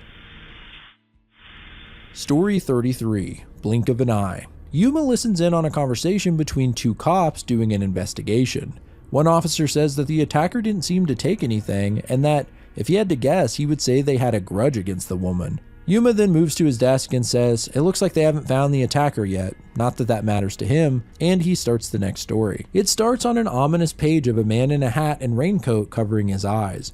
We then see two high school kids walking home when one of them sees the man standing by the road and repeating the words, "Don't look, don't look." The kid mentions the strange man and how lately he's seen him standing by the crosswalk all day long and repeating those same words. As you might have guessed by the nature of this manga, his friend doesn't see the man. As they discuss this, the kid steps out onto the road and narrowly avoids getting hit by a van. His friend says he better watch out. A little girl was run over at the crosswalk recently, and it was a gruesome scene apparently. The next day after school, the kid is walking home alone this time, when, like usual, he sees the man covering his eyes and chanting, "Don't look." He pretends the guy isn't there and looks towards the street instead. But when he does, the creepy guy reaches out for him, knocking him to the ground. The kid looks up and can't help but see the man's face. His eyes are clawed out of his head, and he's sticking his own fingers into the holes, screaming, "Keep your eyes off my daughter." It's terrifying. In this moment, we get a flashback and discover that this man is the father of the girl who was killed. He came upon the scene where her body was absolutely mutilated in the street.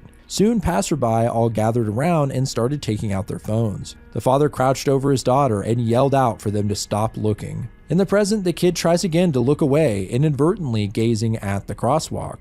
This makes the man berserk, and he grabs the kid by the face, digging his fingers into his eyes. It's one of the most disturbing panels in this whole comic. It makes me squirm to see the dude's fingers going under the kid's eyelids. Yuma ends the story and crawls into bed, but the police are still in the house. They mention that the footsteps lead up to Yuma's room and then disappear, but this isn't a crime a little kid could pull off. Either way, they'll need to search his room thoroughly in case they miss something. In the last panel, one of the officers opens Yuma's door and says they need to speak with him again. Story 34. Ghost Extermination. Yuma and Hina come into his room after school and he apologizes that it's so hot. He opens a window and then offers to tell her a ghost story. In the story, a young pest exterminator named Niwa is starting a new job today. His boss informs them that they won't be exterminating bugs, but rather ghosts. They head to the first job, where the owner of a house has been hearing unusual noises. Niwa asks if they need to call an exorcist or something, but his boss is really casual about it, saying,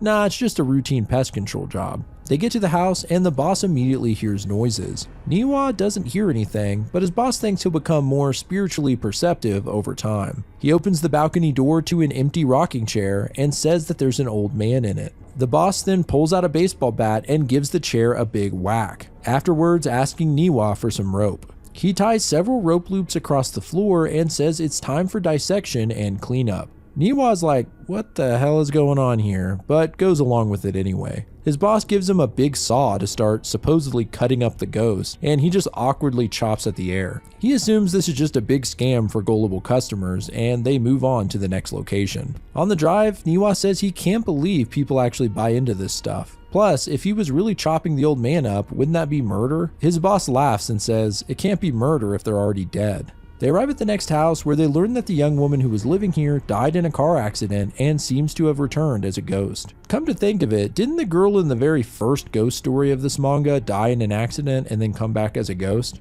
I don't think it's connected, but had to mention it. Anyway, Niwa gets really cold as they enter the house, and soon the boss says he's found her, pulling out his bat and whacking the air. This time, Niwa actually does see something, like a shadow being struck by the bat, and he hears a cry. Once again, the boss ties up the ghost and tells Niwa to start the dissection. Niwa starts sawing like last time, only now he can feel pressure on the blade and a sick grinding noise. He hears a terrible scream and for a half second looks down to see the ghostly figure as he saws off her head. He drops the saw and shakes violently, saying he can't continue to do it. His boss tells him that ghosts are pests like any other bug and need to be stopped from disrupting our lives. He picks up the saw and callously finishes the job as the ghost woman's cries echo through the house. The story ends and Hina picks up Umakin, finding something that looks like blood on his snout. Yuma grabs the doll from her, and at the same time the police are here again, asking to have a look around the room.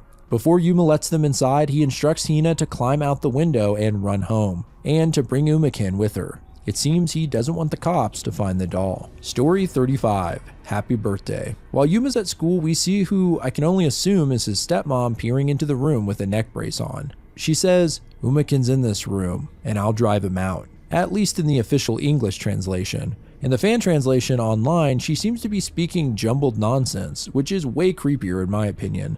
Anyway, Yuma comes home from school and starts the 35th ghost story. A woman sits watching TV when she hears her daughter call out from the other room saying she's home. The woman looks out into the hall, but no one's there, and her daughter calls out from the bathroom saying she just couldn't hold it. The mother assumes her daughter Aki has come home to visit her since it's her birthday. Aki confirms this and wishes her mom happy birthday, then asks if she would make her some miso soup. Her mom is surprised she didn't ask for one of her favorites instead. The daughter then says that it's not only her mother's birthday, but also the anniversary of Natsu's death. Apparently Natsu is Aki's older sister, and her mother says that she would rather not talk about her. Aki continues the conversation though, asking if her mother still hates Natsu, and we start to learn the uncomfortable family dynamics. Right before marrying Aki's mom, Natsu's father revealed he had a daughter with another woman. So right from the start, she didn't like the girl. She says that Natsu was a handful at work and school, and eventually her father abandoned them but left Natsu in her care. When Natsu passed away, she actually felt relieved, but she never imagined that the girl would commit suicide on her birthday just to spite her. Aki speaks up saying, "Didn't Natsu die in a car accident though?" Her mother then argues that she had to have done it on purpose, just to make her life worse. Now all of her birthdays are overshadowed with gloom. Aki, still talking from the bathroom, says she thinks Natsu really loved her though, and suggests that her mother changed after Aki was born, only showing love to her blood child and neglecting Natsu, who acted out just to get a little bit of her attention. Every year Natsu would even buy her mother flowers, the only thing she ever seemed to do right. The day she died, she was hit by a car while on her way to buy flowers. The mother starts looking pretty uncomfortable, and finally her daughter steps out from the bathroom. Only it's not Aki, but the ghost of Natsu. She says that Aki would never visit her because she doesn't care as much, but Natsu does. She starts singing happy birthday to her mom as blood drips from her body and pools on the floor. The mother asks why she resents her, and Natsu says she doesn't resent her, she just wants to celebrate with her mother. Finally, the mom breaks into tears and tells the truth. She knows how hard Natsu tried to show her love, and tells her she can go free now. Immediately, Natsu vanishes, and a bouquet of flowers falls to the floor where she stood. That wraps up the story, and Yuma heads to the bathroom. While he's gone, we see a mysterious hand reach into his room and scatter something onto the floor. When Yuma gets back, it's kinda weird. His room fogs up and he looks to the floor in a panic. I really don't know what's going on here. Story 36, Defiled. Yuma comes into his room and shuts off the light. He seems like he's out of breath as he hides under his desk and starts the next story. A teenager named Satoru lives with his grandpa. His family moved in with the old man because they were worried about him living on his own, and shortly after, Satoru's parents died in quick succession. Now it's just him and his gramps, but he's taken care of, and his grandpa always gives him plenty of food to eat. Satoru claims he's never seen his grandpa look sad, even when his parents died, which, come to think of it, is a little weird. One day, Satoru walks into the kitchen and finds his grandpa doing something kind of strange. He's picking malformed pieces of rice out of the bag and placing them in jars. Satoru quietly follows his grandpa as he places the jar in a cabinet full of them. Later, his grandpa says he must be ready for a snack by now and gives him some more rice. After eating the rice, Satoru suddenly starts shaking and looks down at his arm to find that it's forming hundreds of small rice-like bumps. He starts panicking, and his grandpa says there's no stopping it now. He then reveals what he's been doing all of this time. He's been separating out what he calls defiled rice and collecting it. This is rice that was made on polluted farms, but mixed in with regular rice. Typically, it's such a small amount that it doesn't do any harm. But what if you ate only defiled rice? We get a creepy look at one of the jars where the small grains of rice almost look like they have tortured human faces on them. Satoru has been eating this rice the whole time, fed to him by his grandpa, who only ever wanted to be alone. Now he can live out his days in peace by himself. In a strange body horror climax, Satoru's body keeps changing, bulging out and turning into rice, killing him. Kinda reminds me of the corn ramen story from Bad Dreams in the Night. Yuma ends the story and his door pops open. He slowly crawls out from his desk and starts to close it when suddenly a voice yells out at him. He runs to hide back under his desk and a large shifting figure barges into the room. Is this one of his parents, an entity of some kind? I don't know, but it's terrifying. Story 37, Roaming Head. An officer tells Yuma to wait in his room for a bit, and Yuma complains that the cop is always doing what he wants, walking around here like he owns the place. Then he starts the next story. A woman tells her husband about a strange burial site where criminals' remains were buried after they were beheaded. It's right next to her friend's house, and she hates having to walk past it. especially because of the urban legends about the buried heads coming to life and roaming around to find a new body. Her husband makes fun of her for being scared and hopes she has fun with her friend while he stays home and watches the baby. Later that night, the wife is running pretty late on her way home. Worried, the husband takes the baby out on a walk to look for her. While out, he passes by a person that looks an awful lot like her, but when he turns her around, it's actually a man with greasy hair and a battered face. He apologizes for mistaking the man for his wife, but when he looks at his neck, it looks as if it's been cut off and reattached. The person says nothing and hobbles away like a zombie when the husband recalls the urban legend about the heads. Freaked out, he goes ahead and calls his wife. I don't know why he didn't do that from the start, but anyway, sure enough, the strange man pulls a ringing phone out of the purse he's carrying and drops it. The husband picks it up and it is his wife's, confirming that he didn't mistake the body he saw, only the head. He follows the creature down an alley. It stumbles and falls, and at the same time, its head pops off the wife's body, spraying blood all over. Her husband breaks into tears and is frozen still as the body picks the strange head up and places it back on, only backwards. The man is terrified as his wife's body with a man's head walks backward toward him.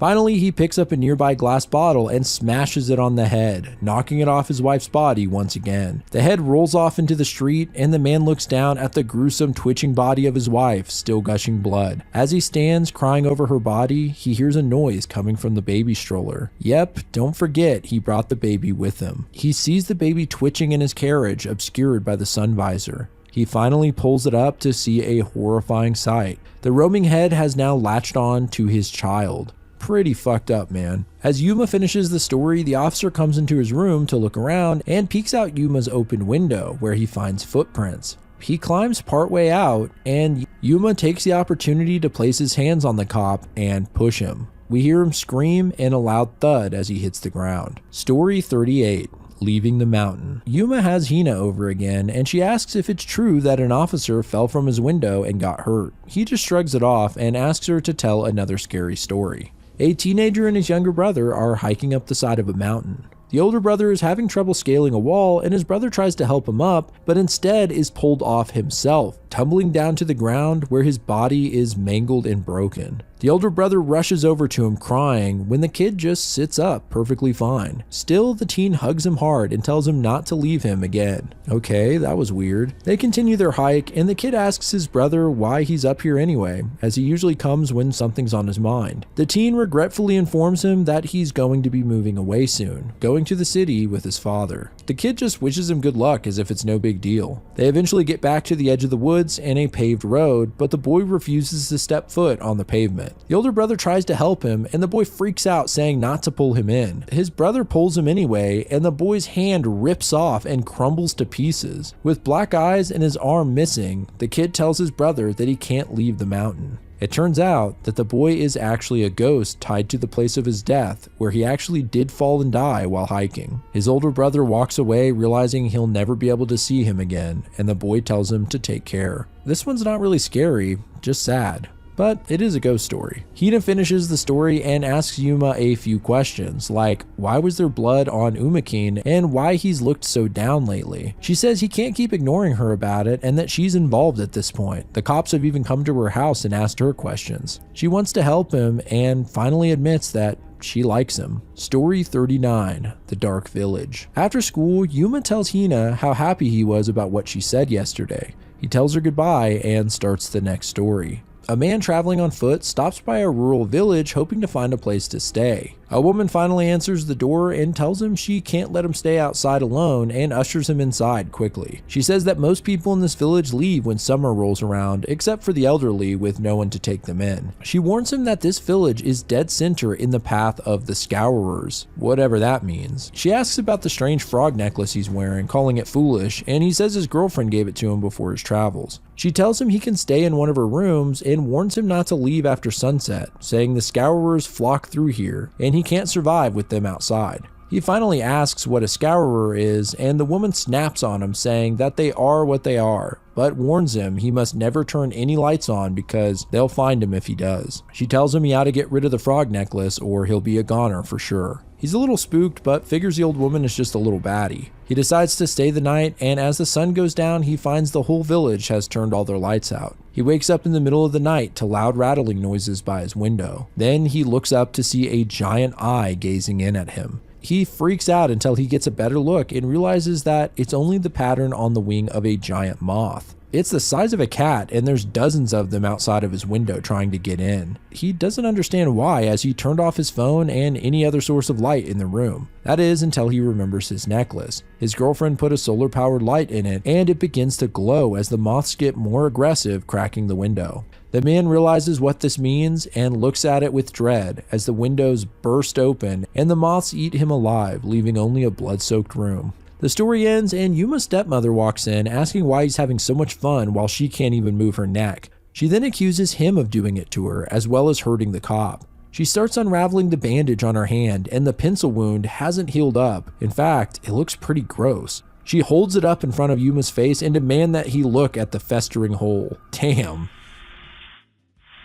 Story 40. Demon Worship. Yuma puts a band-aid on a bloody spot on his hand. Looks like his stepmother got a little revenge. He says Hina has a resilient heart, but this is something he must do on his own. He then moves into the 40th story. This one starts off with a very direct sentence. My girlfriend worships a demon. Okay, so I guess we're not messing around on this one. We see a man staring at his girlfriend who's shaking, and she asks him if he'll forgive her. From there, we get a flashback. Ryosuke and his girlfriend Yuka get along great, almost too well, as he starts finding her to be a little clingy. One day, he tells her politely that maybe she should find something to sink her time into. After this, Yuka fully applied herself to her new hobby and studied constantly. Finally, Ryosuke was curious and took a peek at what she was reading. Books about demonology. As he approached her, she started shushing someone, saying, "Quiet, he'll hear you." Creepy. Well, we jump back to the present, and Yuka admits that she summoned a demon through a mirror. She thought she could offer something small and hopefully get what she wants, but it took much more. She then shows her arm, which is missing a huge chunk of flesh. All she wanted was for it to grant her wish, to be happy on her own without relying on others. Yuka tells Ryosuke he should leave or he could be in danger, but he says he's got her back and that he'll help her. He feels bad for failing her and not noticing her suffering. So they come up with a plan. Ryosuke will call the demon out from the mirror again, and then Yuka will cut off its head with a knife. Ryosuke looks into the mirror as Yuka chants some devilish words. Finally, the reflection becomes uncanny, and a black-eyed version of Ryosuke sticks its head out.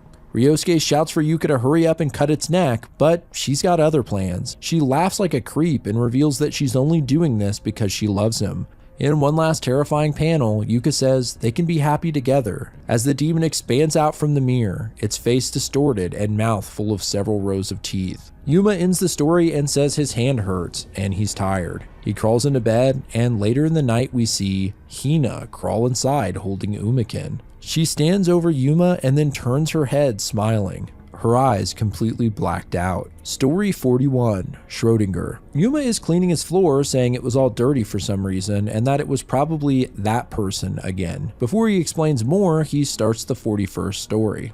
Two childhood friends, a girl named Chiyo and a boy named Shigi, play one last game of hide and seek as Shigi is moving away tomorrow and they'll never be able to play again. Chiyo runs off to hide in the woods and really doesn't want to be found because if she is, they'll have to say goodbye. She finds an old thrown out fridge and decides to hide there. After some rigorous searching, Shigi finally comes upon the fridge and can hear Chiyo crying inside. Instead of opening it, he says he's sorry and leaves, not wanting to say goodbye either. Chiyo changes her mind and plans on chasing him down to see him one last time, but the fridge won't open and she's stuck inside. Now an adult, Shigi has moved back to his hometown. After unpacking, he goes for a walk down memory lane. As he passes by the woods, he remembers playing with Chiyo. After all this time, he never forgot about her. He walks through the woods when he sees the old fridge she was hiding in, and more surprisingly, the adult Chiyo appears, and she remembers him too. Shigi apologizes for not saying goodbye that day, but she understands he was actually just trying to be kind to her. He talks about how big they've both gotten and how she could never fit into the fridge now. But as he looks closer, she tells him not to open it. She talks about Schrodinger's cat, the old thought experiment where a cat is placed in a box that has a 50-50 chance of releasing gas. The only way to know if the cat was poisoned is by opening the box, which means the cat is both alive and dead at the same time until it's open. She looks pretty creepy as she asks him if he would still open the box. He just laughs it off, thinking she's messing with him, and opens the fridge to see something revolting. Chio's decayed, rotted corpse inside, covered in maggots. He breaks into a sweat, but snaps out of it and realizes he never opened the box and this was only his imagination. He doesn't open the box after all and says he'll treat her to some ice cream, to which Chio replies, "You're too kind." It's a pretty interesting story because we actually don't know if this is really Chio or just her ghost. Did she die in the fridge or not? Yuma ends the story and said he's glad to have Umakin back and that Hina must have dropped him off last time she was here. The weird thing is, she wasn't at school today. There's a shuffling sound and wind blows through the curtains of the window, which Yuma swears wasn't open. Story 42, Scarecrow Town. The police officer who fell from the window is talking to Yuma, saying he's sorry if he spooked him, and Yuma says it's okay, he's glad the officer is fine. The cop then says he can always talk to him about anything.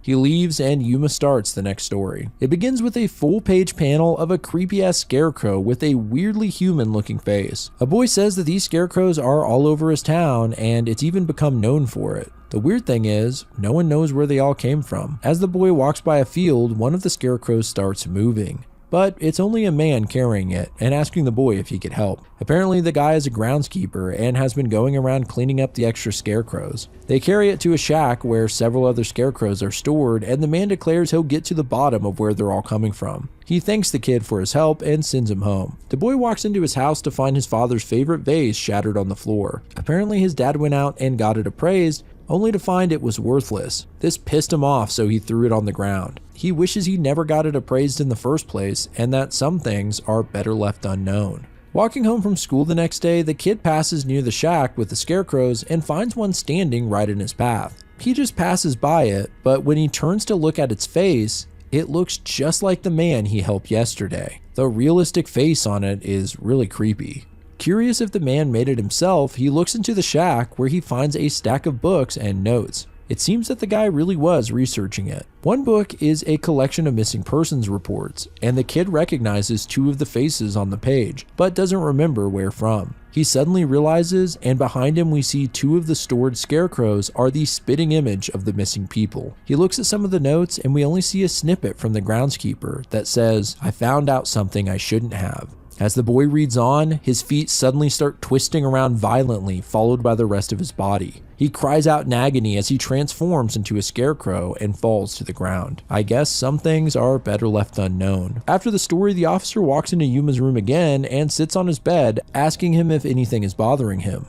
Yuma breaks into a sweat and clearly shifts his body to try and cover Umakin. The officer is friendly and stands up, asking if he's sure. As he gets closer to Umakin, Yuma responds a little harsher, and the chapter ends there.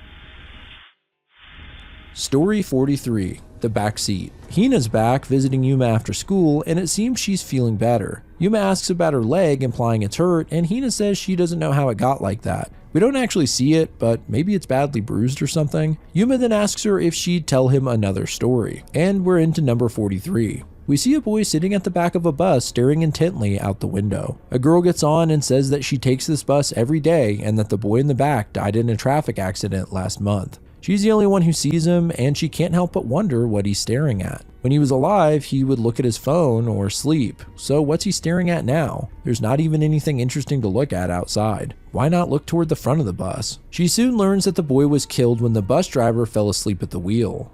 One day, instead of taking the bus, she walks home and wonders if maybe the boy is looking out longingly at school kids walking home. Maybe he misses the normalcy of it, as his soul is stuck riding the bus. She sees the bus she would normally have taken drive by, and of course the boy staring out the window. But now, from the outside, she sees the reason he doesn't turn his head. In an extremely disturbing image, the boy's left side has been ripped off of his body. A gruesome sight to end the story on. Hina finishes and apologizes to Yuma, saying she can't find Umakin anywhere and starts to tear up out of guilt. Yuma calms her down and pulls the doll out from under his blanket. He reminds her that she must have brought it over yesterday, but she doesn't remember doing it. Story 44. Scent. Yuma says it's Saturday and wonders if he'll be cleaning all day. This is because his room is completely trashed. Maybe from the cops searching it, maybe from his abusive parents destroying it, or maybe from a more supernatural reason. I really don't know at this point.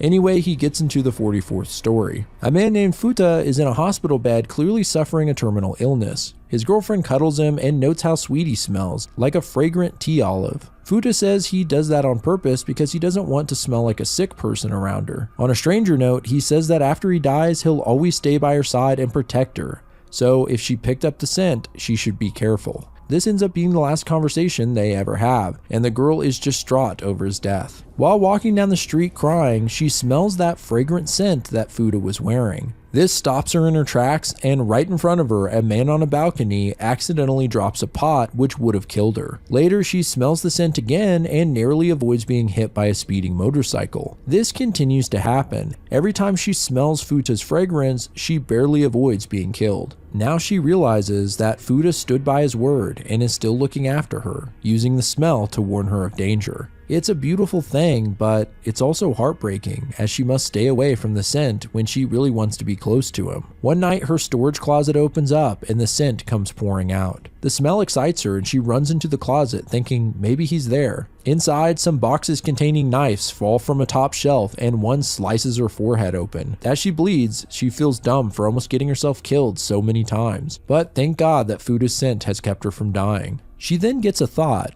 What if that's all backwards? What if when his scent approaches, it brings danger with it? We see fumes rise up from behind the shelf and the whole thing falls on top of her. It crushes her body, but she's barely living and thanks Futa once again. She looks up and sees a figure in the fumes. Futa's disturbing face peers out and asks, "Why won't you die?" It seems she did have it backwards all along. After the story, the cop enters Yuma's room, though his face is obscured, and he wonders why it's all messed up.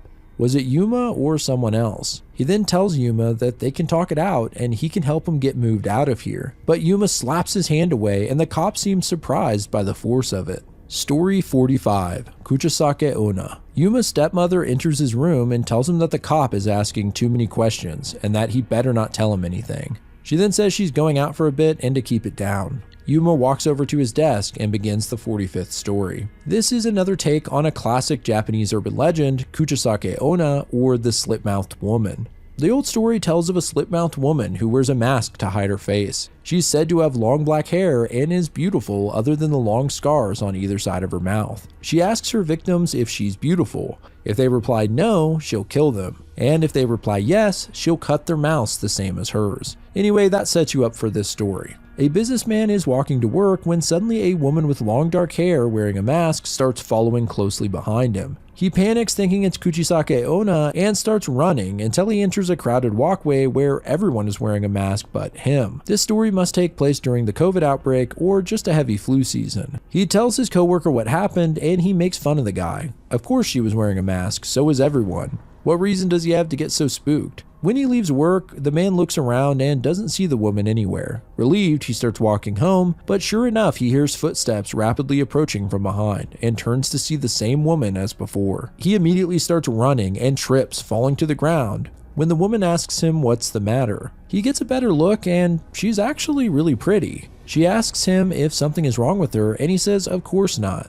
She then takes the mask off and has a normal face, asking again if something is wrong. He says no and apologizes and starts walking away when she grabs him by the shirt. He turns around and finds that the laugh lines on her face have opened up into two more mouths. Pretty freaky and an unusual take on the classic character. As the story ends, Yuma hears the cop outside his room again asking to look around once more. He jumps into his bed and hides when the cop comes in. The officer ends up looking directly at us, and it's unclear still whether it's a camera or something else that Yuma is speaking to. But the cop has found it and starts reaching out when Yuma pops up and yells at him not to touch it. Story 46. Nesting Dolls. Yuma wipes off whatever it is he's talking to, cursing the cop for even touching it, and then begins the 47th story. A young teen is told to clean out his family's storage unit, where he finds a huge nesting doll. He inspects it and it splits open. Inside is only one much smaller doll that looks frightened. He figures the little one can stay, but lugs off the large shell to throw it away. As he walks away, he swears he can hear the little doll say it's cold, but assumes he's imagining it and tosses the larger doll in the garbage. Later, he awakes from a long nap and his stomach is rumbling. Even weirder, it's bulging as if he suddenly put on a ton of weight. He even stands on the scale and the number goes shooting up. His throat starts hurting too, and he takes a look in the mirror where he sees the small nesting doll peering out from his mouth. Now that's creepy. He figures he's just seeing things and should sleep the whole thing off, so he goes to bed early. Soon he hears a loud knocking on his door and tells his mother she can just come inside. But after getting up, he realizes the knocking sound was coming from him. Even worse, he hears a small voice from his belly shouting, "Open up, open up." His stomach starts growing even more, and the kid grabs his face in agony as it seems to split down the middle. The next morning, his mother tries to wake him up, but he doesn't move. Finally, she rolls him over to find something horrifying. His body has split open, and the nesting doll, having grown in size, is nesting cozily inside of him. After Yuma ends the story, the cop comes back into his room, and he has a bandage on his arm. He says even though he fell out of the window without a scratch, he started to find bruises on his arm, and they seem to be spreading. As he speaks, we actually see them spread onto his hand. Story 47, Riding Duo. In a pretty surprising start to this chapter, the cop is sitting at the desk instead of Yuma. He says that one thing about his job is the task of protecting people, and in the process, you see what's important to them. He says he has no idea why Yuma's doing it though, and asks if it's fond of those things, it being whatever he's talking to. In a strange turn of events, he then tells the next story. Two friends are cruising on a bike, a boy named Rin driving and his friend Makoto hanging on the back. Rin isn't paying attention and runs a red light where a bus collides with the bike. He seems to be okay, but Makoto is completely mangled in the street in a splatter of blood. Later, we see Rin in shambles, and his mother says they're going over to Makoto's place. When they arrive, the boy's mother sits them down and gives them tea. She remembers the first day she met Rin and knew he would be a good friend to her son. Riddled with guilt, Rin breaks into tears, apologizing for robbing Makoto of his future. His mother apologizes too and says that it was Rin who caused the accident.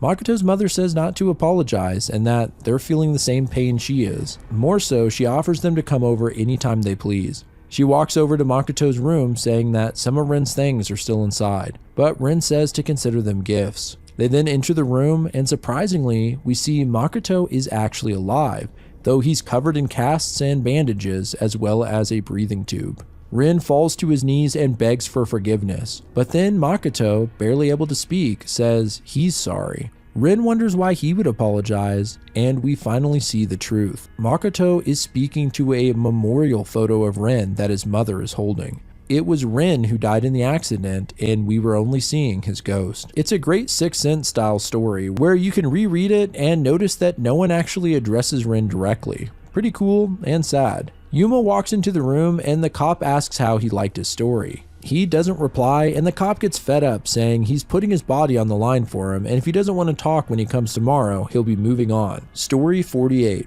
Black Sweater. Yuma's dad makes a rare faceless appearance and asks the boy if the cop hurt him. Yuma says no, but his father says don't worry, he'll chase the cop away. Yuma sits down and starts the 48th story. A boy recounts how his father abandoned him and his mother after a big fight. Afterwards, his mother began knitting a black sweater as a gift for her husband when he finally returns. The young boy asks if he'll stay this time, and his mother eerily says, "Next time, I'll never let him go." The years go on, and the mother continues knitting the sweater bit by bit until she's old. She finally finishes it, but her husband never returned. On her deathbed, she tells her now teenage son to get rid of the sweater, begging him to burn it. After her death, the son can't bear to get rid of it, as it's the only thing he has to remember her by. He puts the sweater on and it fits him perfectly. He can't understand why she wanted him to burn it. Then he notices a strand of hair has come off the collar. He doesn't think much of it, but soon he finds more.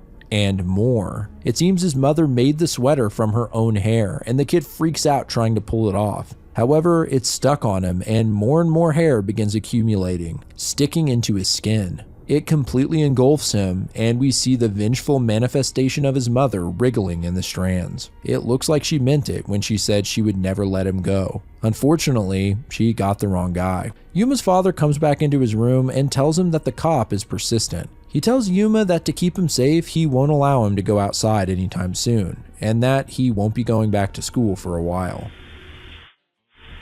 Story 49, Loud Noise. Yuma is clearly on edge. He hears the slightest sound and turns around immediately, but it's nothing. He complains how he can't even relax in his own house and begins the next story. Students at a high school talk about the loud noise they keep hearing near the entrance, but no one can figure out where it's coming from. Up on top of the building, just above the entrance, is a student in tears. He says he can't go on suffering and that he's going to jump, intentionally doing it in such a public way because he wants everyone else to suffer too. He jumps and it all goes black. In the darkness of death, the kid begs to be able to see what happens afterwards, hoping to bask in his school's suffering. He gets his wish and sees his class taking a moment to remember him. But instead of looking remorseful for how they treated him, they put on an act about how sad they are. His teacher, who told him to just grow up and deal with his own problems, says that everyone loved him. One student makes a big display about how he could have come to him with his problems, but in reality the guy was pretty mean to him.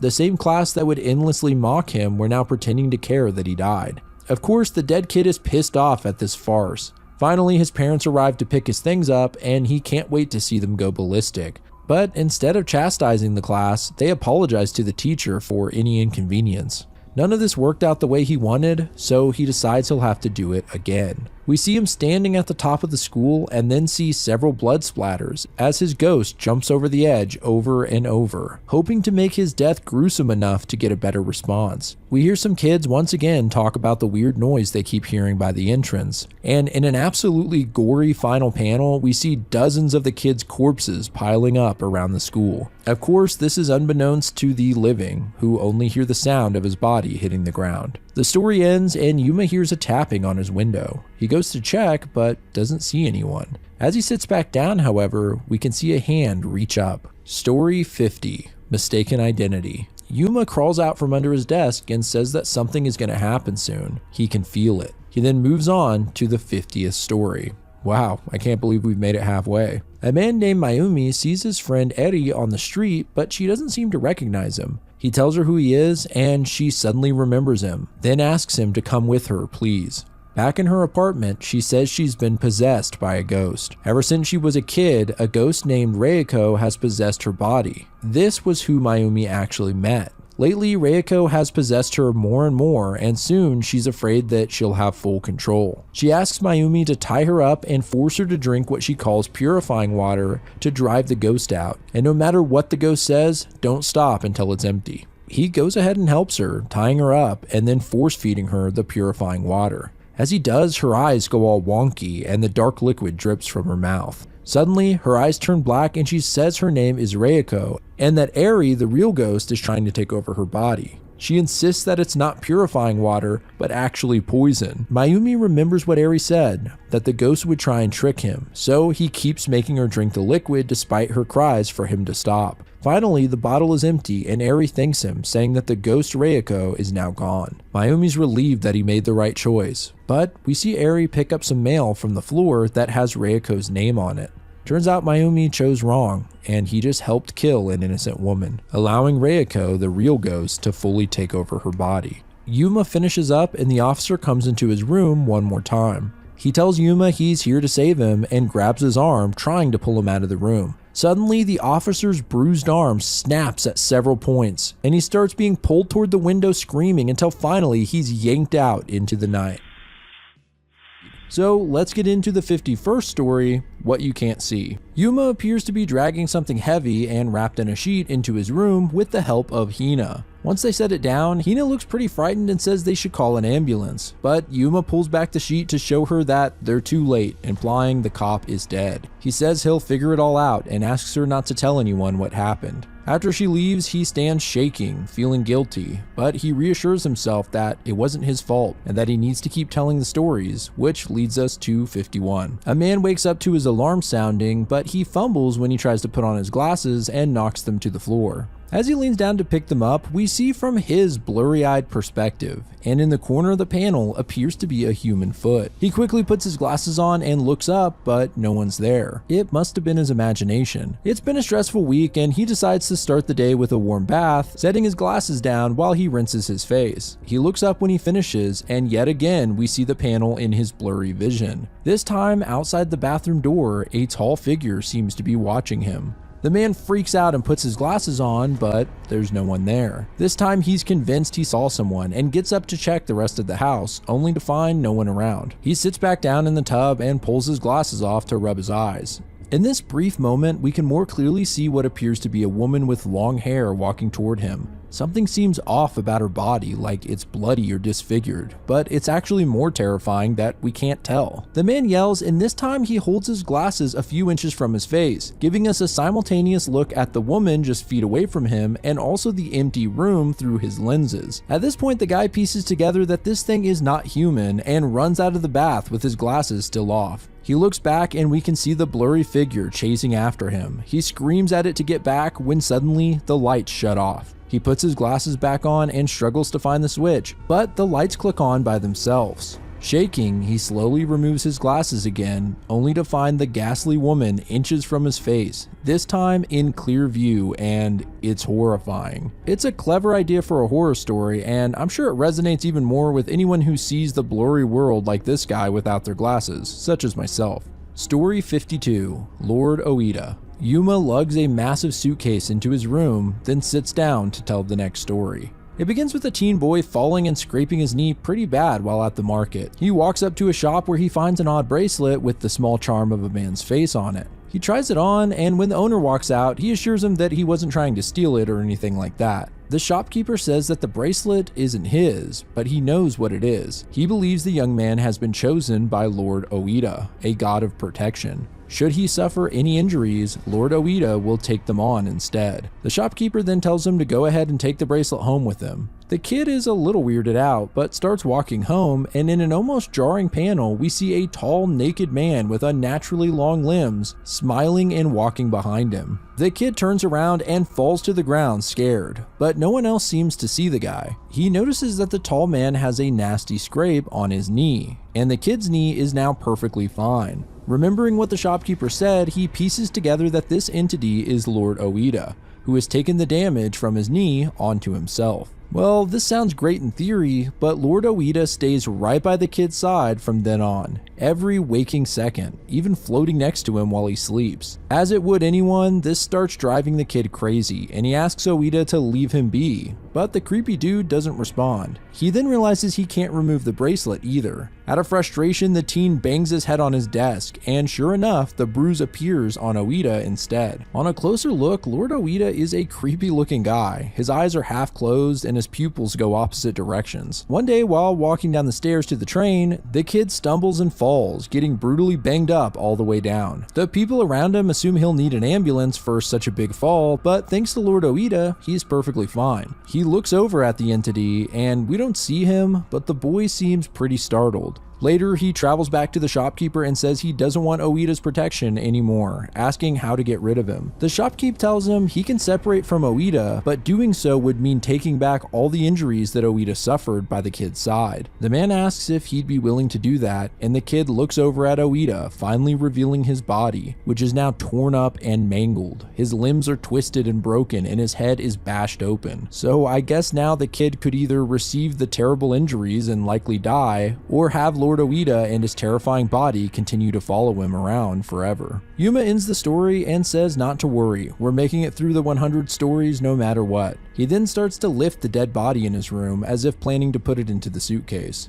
Story 53, Raised Hand. Yuma shoos a huge fly off of whatever he's talking to and gets started with the 53rd story. A teacher named Kayama seems almost scared when a student raises their hand just to go to the bathroom. He lets them go, then asks if anyone can answer the question on the board. One hand stands out at the back of the class. A young boy with a scared expression has his hand raised high, and no one else seems to notice him. Kayama ignores this, but looks pretty freaked out. Several instances of people raising their hands continue to scare Kayama. Another teacher asks him if he wants to go out for drinks, and he implies he doesn't really drink anymore. On the train ride home, Kayama is thrown off by the many hands in the air holding the rails for support. He then sees a small hand behind him reaching up. It's the young boy standing next to him with fear and agony in his eyes, as if he's about to cry out in terror. Kayama gets off the bus and is stopped by a policeman who asks his name. He immediately raises his hands and says he won't put up a fight. He confesses. We see his hands in cuffs and hear part of a news segment about a man accused of hitting a person at a crosswalk with his car and fleeing the scene. In a flashback, Kayama is driving drunk, nearly falling asleep when he looks up to see a young boy at the crosswalk. The poor kid is holding his hand up and crying out for Kayama to stop. Yuma ends the story and, noticing the flies around his room, decides he needs to hurry up and get rid of the body. He starts moving the suitcase and accidentally knocks it over, making a loud noise. The chapter ends with one of his parents asking what's going on in there.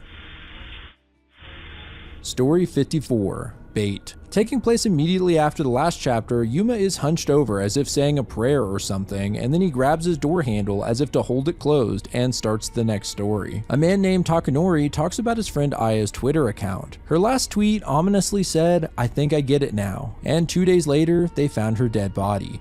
Still, Takanori can't bring himself to unfollow her account. He sadly looks at her old tweets, but then notices a brand new image posted on her account of just a black box. He starts speculating that someone must have hacked her account, and several tweets start popping up where Aya is mocking the living and talking about how great death is. What kind of sickos would do this to her account? Takanori investigates the dark photo again, and on a closer look, he thinks he sees something. He turns the brightness all the way up on his phone and sees the image hidden inside. It's Aya screaming. It's pretty frightening, and Takanori notices something else behind her. There's some graffiti that he actually recognizes from the communal bathrooms at a local park. Taking matters into his own hands, he decides to go check it out, hoping he could get a clue as to what happened to Aya, and if he sees anything, he'll call the police. He looks inside the bathroom stall with the familiar graffiti and sees nothing. Then he notices a fresh post from Aya. Another black picture. This time when he turns up the brightness, he actually sees a picture of the back of his own head. He tries to play it cool and slowly turns around, but no one's there. We then see a creepy guy standing over the bathroom stall and taking pictures. Just as Takanori notices him, the man puts a rope around his neck and starts strangling him, yelling out, "I caught ya." He takes a photo of Takanori's last moments alive, and it looks pretty similar to Aya's. The man asks if he's ever been fishing before, saying all you need to do is drop some bait and reel the sucker in who's dumb enough to get caught. The thing is, he's had enough fish. We can see Takanori's legs dangling lifeless, and in the final panel, his Twitter account suddenly posts a picture of a black box. Outside of his room, Yuma's dad tries to get him to open the door, but he refuses. There's a loud bang on the door as his father yells at him to open it, and adds that there's a strange smell coming from inside. Story 55. Broadcast. The next day, Yuma's door is straight up off its hinges. He moves it aside and then puts it back as he enters, and the poor kid is pretty beat up. He just sits down and begins the story. It starts with the school broadcast system sounding the bell, but there's also some strange voices coming through as well. The new transfer student is pretty weirded out by it, and that's not the only thing. He's also found that a lot of rooms are off limits at this school, and he even found paper talismans about for warding off evil spirits. One day he starts hearing those familiar voices again and follows them to the broadcasting room. Inside there's a cassette playing, which is where the voices were coming from.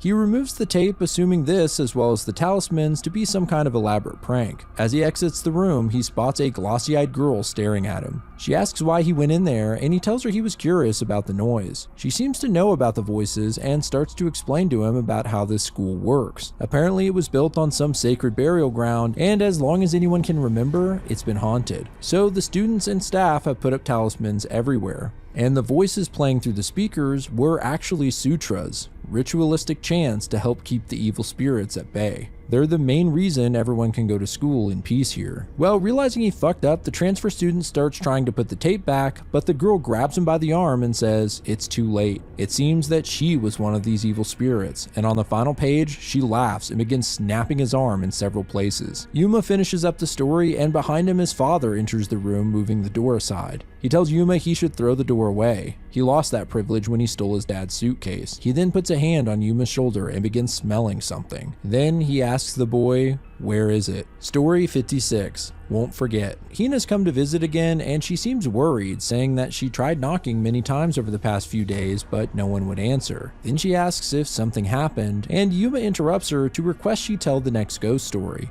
He sits her down at his desk and she reluctantly begins. A high school student walks out to find it raining and wishes he'd remembered his umbrella. Then he sees his crush, Miyashita, walk by. He blushes as they make eye contact, and when she realizes he doesn't have an umbrella, she offers to share hers. Some other students take notice of this interaction and of course start making fun of them. The boy then awkwardly declines her offer, and the poor girl looks brokenhearted as she walks off into the rain. Worse than that, as Miyashita crosses the street, a car hits her, violently crushing her body as the student watches in horror. The weeks go on and Miyashita becomes something like a ghost story, with one kid even disappearing after supposedly sharing her umbrella. Later, they found him dead with blood gushing from his head. The boy feels guilty for what happened, and on a rainy day he waits outside until finally Miyashita appears holding her umbrella. Her face is obscured, but her body looks dirty and damaged. The boy apologizes for that day, confessing that he always liked her and got so flustered when she asked to share the umbrella that he didn't know what to do. He didn't have the courage to join her, and now, because of his pride, she's dead. Miyashita simply asks again if he'll join her, and he realizes that she must be stuck in this same routine, luring others into sharing her fate, all because he turned her down that day. He grabs her by the hand and tells her that he would like to join her. Finally showing her face, Miyashita has tears in her eyes as she tells him she'll never forget him, and she disappears, leaving him with her umbrella. That's the end of this one, and I noticed that Hina's stories usually end on a brighter note than Yuma's. There's always some kind of silver lining. Well, Hina asks what happened to the guy they dragged in, and Yuma tells her she's being a little loud. He quiets her down and tells her to get an answer to her question, she should look under the bed. She kneels down out of frame and screams as the chapter ends. Story 57, Sleep Paralysis. Yuma paces around his room in the middle of the night. He says, she'll be coming soon. At least I hope. And in the meantime, he tells the next story. A woman is sleeping next to her husband when she wakes up completely unable to move. All she can do is look around. We then see a creepy pair of legs walk into the room all the way up to the foot of her bed. Getting a better look at the entity, it seems to be an emaciated old man with large eyes. The woman decides she must be experiencing sleep paralysis. She believes this old man is simply a nightmare blending with reality, but she can't help but recall something she heard once, that ghosts can bring on sleep paralysis. She doesn't believe in ghosts though, which is why they bought this house under market value even after a horrible death occurred here. Apparently, an old man died when he became immobile and couldn't get up to eat, eventually causing him to starve to death. As she recounts the story, the thin old man starts pointing back and forth between her and her husband, as if trying to decide something. Finally, he starts walking toward the woman and leans over her, sticking his finger between her lips. The woman begins crying in terror as the entity starts trying to pry her mouth open. But since she's completely locked up, he fails and gives up. Next, he walks over to her husband, who's sound asleep, and successfully reaches into his mouth. The woman, of course, can't do anything but watch as the old man reaches elbow deep into his body, eventually pulling out a slimy white form. Maybe this is the man's soul? At that moment, the woman finally wakes up, screaming. She's relieved to find it was all a dream and tries to wake her husband up as well to tell him what happened. The thing is, he doesn't wake up. And at the same time, she hears a strange noise coming from the other room. She opens the door and peeks in, where the old man is eating up her husband's soul like ramen. It's pretty disgusting because even though it's the man's spirit or whatever, his stomach is torn open and the old man is slurping down his intestines. Disgusting. As Yuma finishes up the story, Hina arrives outside his window. It seems they plan on trying to move the body. Hina doesn't think they can do it, but Yuma assures her they can do it if they work together. As they talk, they hear someone in the hall, and Yuma quickly covers him and Hina with his blanket. In the dark, Yuma's father comes into the doorless room as the two shake under his covers. Story 58, Pavlov's Boy. Yuma sits at his desk with a bruised face and swollen eye. He says it all went up in flames, and that Hina even saw him being beaten by his father. This is why he didn't want to ask for anyone's help, and he won't do it again. He then moves into the next story. A high school student named Kojima goes into a full-body panic when his phone starts ringing in class. He immediately jumps up and runs out of the classroom and down the hall as he answers the phone. The person on the line gives him a lunch order, and later we see Kojima arrive on the roof with a bag. It seems this was a delivery for a bully, and the kid kicks Kojima hard in the belly, accusing him of being late. The bully's friend says it must be nice having a slave, and the bully tells him it took him a while to condition him this way. Simply by calling his phone, Kojima has developed the involuntary reaction of running as fast as he can to the bully, kind of like Pavlov's dogs. If you're unfamiliar, this was an experiment on classical conditioning where Ivan Pavlov rang a bell every time he fed his dogs. Over time, they developed the response of salivation just by hearing the bell ring, even if there was no food. It appears the bully has trained Kojima to run to him anytime he hears his phone ring.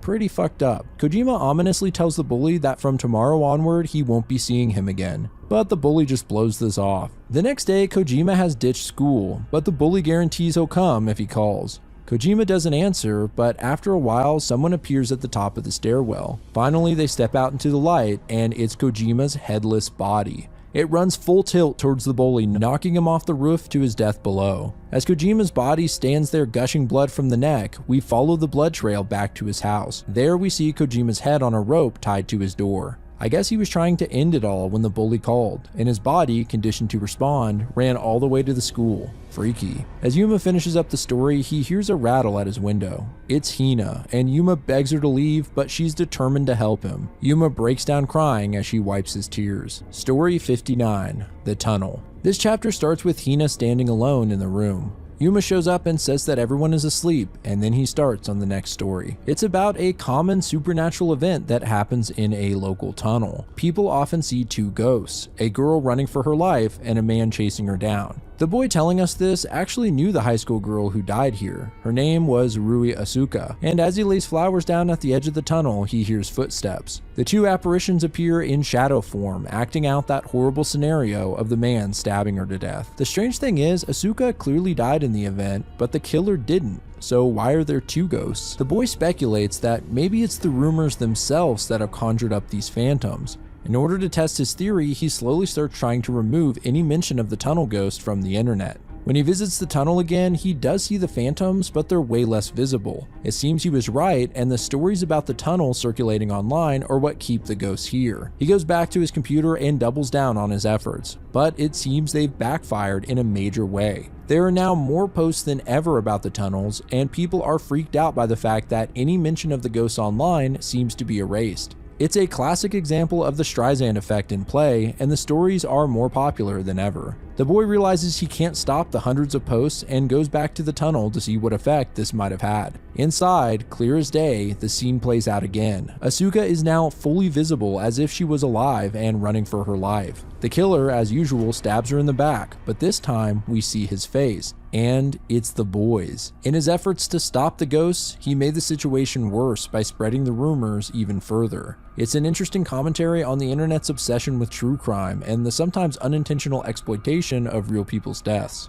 Yuma finishes the story, but Hina seems lost in thought and a cold shiver runs down her spine. She feels bad for failing Yuma, but he tells her he came up with a good plan and that she should go back home. He grabs her arm to lead her out, but she winces and says that it hurts. They both look at her arm, worried. Story 60, Bug. Yuma says that Hina hasn't come back and wonders if someone found out she's been sneaking out, or if she's just sleeping. Either way, he starts the next story. A woman named Shimizu is listening intently through her earbuds to someone talking when suddenly the signal goes out. In her apartment, we see the walls are filled with photos of a popular streamer. Later, she shows up to the house of a strange man who seems to sell mischievous items to people. He already sold her 2 bugs that she used to eavesdrop on the streamer by sending them to him in the mail. Unfortunately, he found both of them and broke them. But this chick is desperate and will try as many times as necessary. The man then suggests something different, maybe a magical tool. He takes her into a back room where he has a collection of magical items and shows some off, like a love potion for instance. But that's not going to work in this situation. Next, he shows off what he calls a life knife. You can cut a person up with it and they will still live. In the past, its users would cut off the heads of their cheating lovers and keep it alive so no one else could have them. Unfortunately, this doesn't seem like much use either, as Shimizu could never get close enough to cut him. She says that millions of people watch his streams. He belongs to everyone, but Shimizu wants to hear his voice nearby, like he's speaking directly into her ear. The man tells her that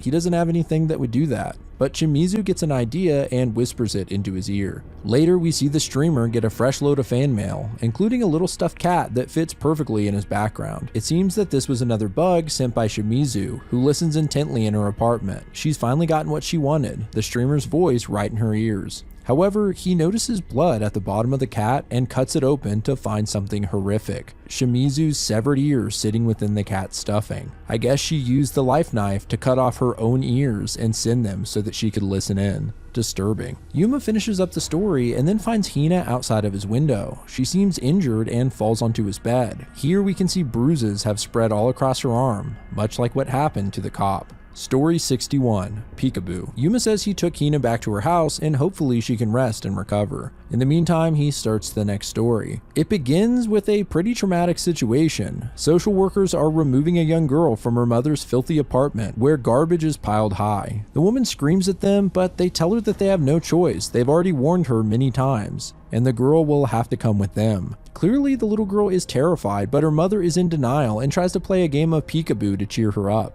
Of course, it's actually scary as hell coming from this unhinged woman. The little girl is happy to escape, and as she turns her back on her mom, the psycho lady breaks down on her knees and looks through her hands as if to finish the game of peekaboo. We see her distorted face through her hands, and it's a nightmare.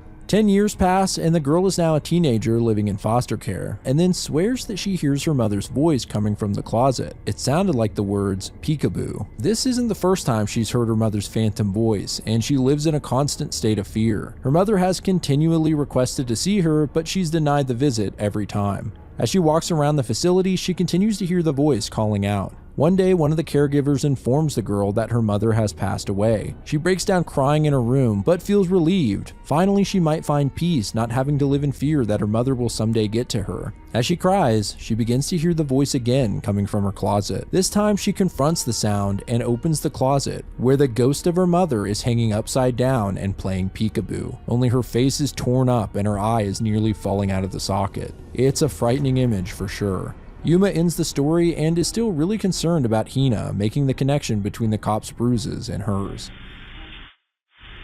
Story 62, Chased. Yuma says he stopped by Hina's place on the way home, and it seems her bruises are healing. He looks slightly happier as he moves into the next story. A high school student calls himself a psychic and says that he can see dead people walking around, Sixth Sense style. However, he's not afraid of them. He actually finds them pretty annoying and just ignores them. One day he notices a ghost walking behind him low to the ground, and is kind of freaked out when he gets a better look. It's a man who's been cut in half at the torso and is following him on his hands and knees like Teke Teke. The kid's never really seen one like this, especially one that wants to follow him, and he's pretty spooked, so he takes off running. The creepy guy chases after him, dragging himself with his hands, and it looks like he's in agony. The kid almost loses the torso around the corner, but surprisingly, the man's legs come running out. Now both halves of the ghost are chasing him down, and they force him to run onto a mountain trail. He almost gets away, but finds the path is blocked by a massive tree that's fallen. It looks like the ghost has led him here on purpose. The kid suddenly notices a pair of legs under the tree and realizes that this must be the man's corpse. He's not really sure what the ghost wants. It seems a little too late to call an ambulance.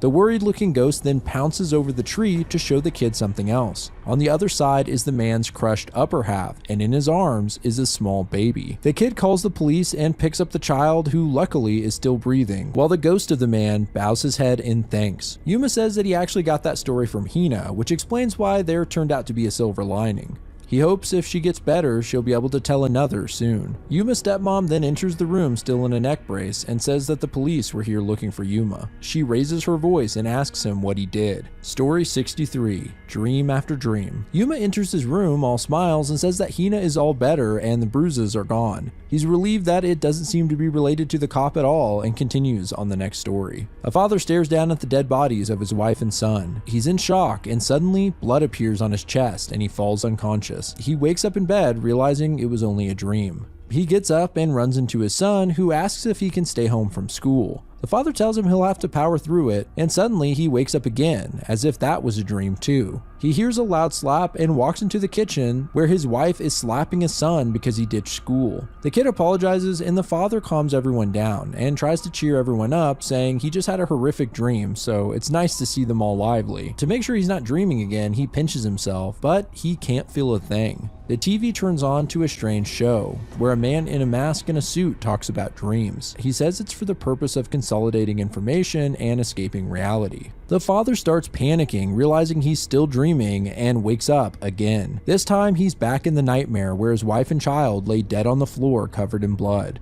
He falls back again and wakes up to find his family smiling at him in the kitchen. The TV's on and playing the news where there's reports of an incident in which a boy stabbed his parents before taking his own life. The mother lost her life and the father is still in critical condition. Realizing what's happened, the father doesn't pinch himself this time and instead carries on in the dream with his happy family. It seems he's stuck in an infinite state of dreaming while his body is in critical condition and he doesn't want to accept the fact that his wife and child are dead. Yuma finishes the story and thinks he'll check on Hina again, but before he leaves his room, his father comes in. He's back home early from work and says that he was worried about Yuma because a dead body was found at the nearby park. It looks like Yuma and Hina did manage to get the body out, but it's been discovered. Story 64, part-time job. Yuma crawls out of bed and fixes his desk lamp, which is knocked over, then begins the next story. Two students get a summer job that seems to pay well, though they aren't exactly sure what the job is, other than it's some kind of call center. When they arrive at the building, it's empty except for two desks with phones and a manual. They read the manual, which says that they're a consultation center for the dead,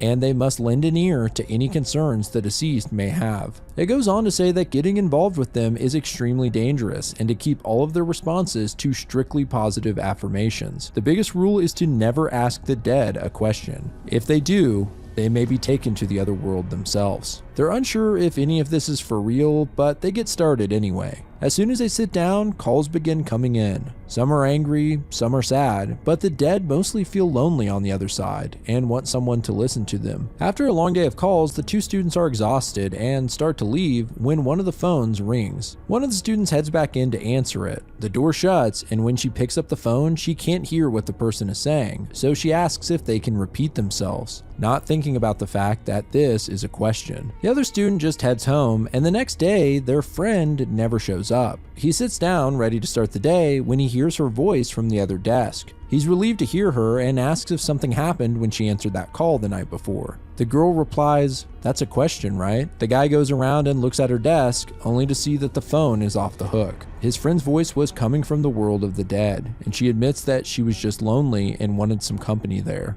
implying that he'll be killed next. After the story ends, Yuma feels defeated now that they found the body. He believes it'll be no time before they connect it to him and Hina. He starts shaking violently and crying, saying that the 100 stories can't end yet. Story 65. The child vending machine. Yuma says it's been 2 days since they found the body and no police have come back. Maybe things will be okay after all. He says he'll tell the next ghost story and then go check on Hina. In this story, a woman seeks out a mythical vending machine where you can supposedly purchase children. Their lives were cut short at some point, and the machine gives them a second chance at loving parents. The woman has always wanted children and has traveled deep into the mountains to find this legendary machine. Well, she finally finds it in a clearing in the forest. It's almost comical seeing a vending machine just sitting out in the middle of nowhere like this. Well, she pushes the button on the thing and an aluminum can falls out with the name Mimiko on it. She opens the top and sees an eye peering up at her, calling her mama. Startled, she drops it and a substance leaks out of the can, forming into a small child. It smiles and runs into her arms, and she gladly accepts the little tyke. Just then, a person walks out carrying a box. They kind of look like an elf or maybe an angel, with both pointy ears and wings. Turns out they manage the machine and are here to restock the product. The woman asks the creature if there's any way that they could move the machine to a more populated area so that the kids would have a better chance at being purchased. The angel says no way, it's hard to get to on purpose. It's a trial to make sure that only parents with a strong resolve can find it.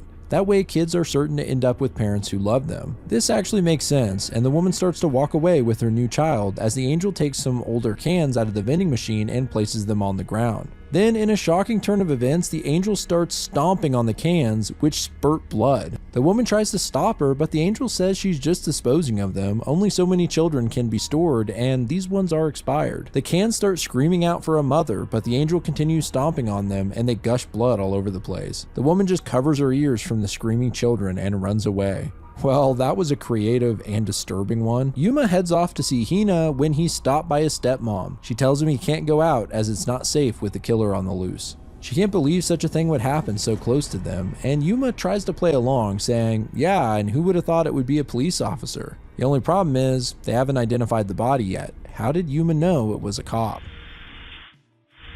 Story 66. Fence. Yuma sits at his desk trying to convince himself that his stepmother won't have noticed his slip up and goes into the next story. A boy named Takeo calls up to his neighbor Mamoru to come play soccer with him and some other kids. Just a quick note here, in these panels it looks like Takeo is a ghost or something because he just phases through the fence, and this confused the hell out of me the first time I read it, until I realized that this is just the author's way of showing us Takeo's face through the fence. So there's nothing supernatural here, it's just giving us as a reader a better look. It's worth mentioning because the rest of this doesn't make sense if you think that Takeo's a ghost already. Anyway, Mamoru heads down to play and gets pretty jealous at Takeo's great soccer skills. He decides intentionally to ram into him out of envy, but this causes Takeo to fall headfirst into the iron fence, killing him on the spot. In the following days, Mamoru locks himself in his room out of guilt, and one day he starts hearing a noise outside. He looks out his window to see the shadowy ghost of Takeo staring at him through the fence. The days go on and he just stands there. Then one day he starts speaking, saying he hates this and to let him go.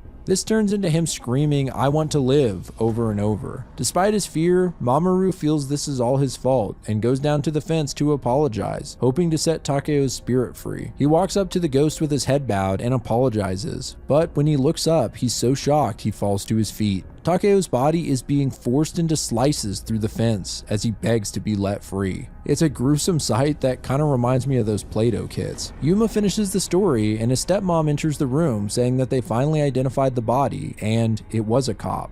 In fact, it was the one that was here asking questions a while ago. She says that she always knew there was something creepy about Yuma, and now she has her chance to get him out of her house. Story 67, Exorcism Spring. Yuma wonders if he's going to be taken away, but takes no time getting to the next story. The story starts with a sign for an exorcism hot spring that'll do away with lower back pain, stiff shoulders, and spiritual disorders. We then see a man with a creepy demon lady on his back enter the spring. As he sinks into the water, the spirit starts melting and her eyeballs fall out. It's pretty gross. The man leaves feeling better than ever, and the owner thanks him for his patronage. He shows his wife Momoko how much money they made this week, and it appears that she's gravely ill. She wants to stop this whole thing since they're technically lying to their customers. The spring isn't natural and it's actually just tap water. Her husband defends it, saying that it does cure their customers. Salt is mixed in with the hot water to wash the spirits away, and the only place for them to go is down a drain that's blocked by spiritual talismans trapping them inside. He says that more customers will come if they say that it's a natural spring, and this will lead to more people being aided. If you can tell a lie that benefits everyone, wouldn't that be the most splendid lie? Momoko is still frightened of the spring as she feels she's on the verge of death herself. The next day, Momoko is up and walking around, saying she feels better and insists that they take a dip in the hot spring together. When they get inside, the husband splashes his face when he realizes there's no salt in the water.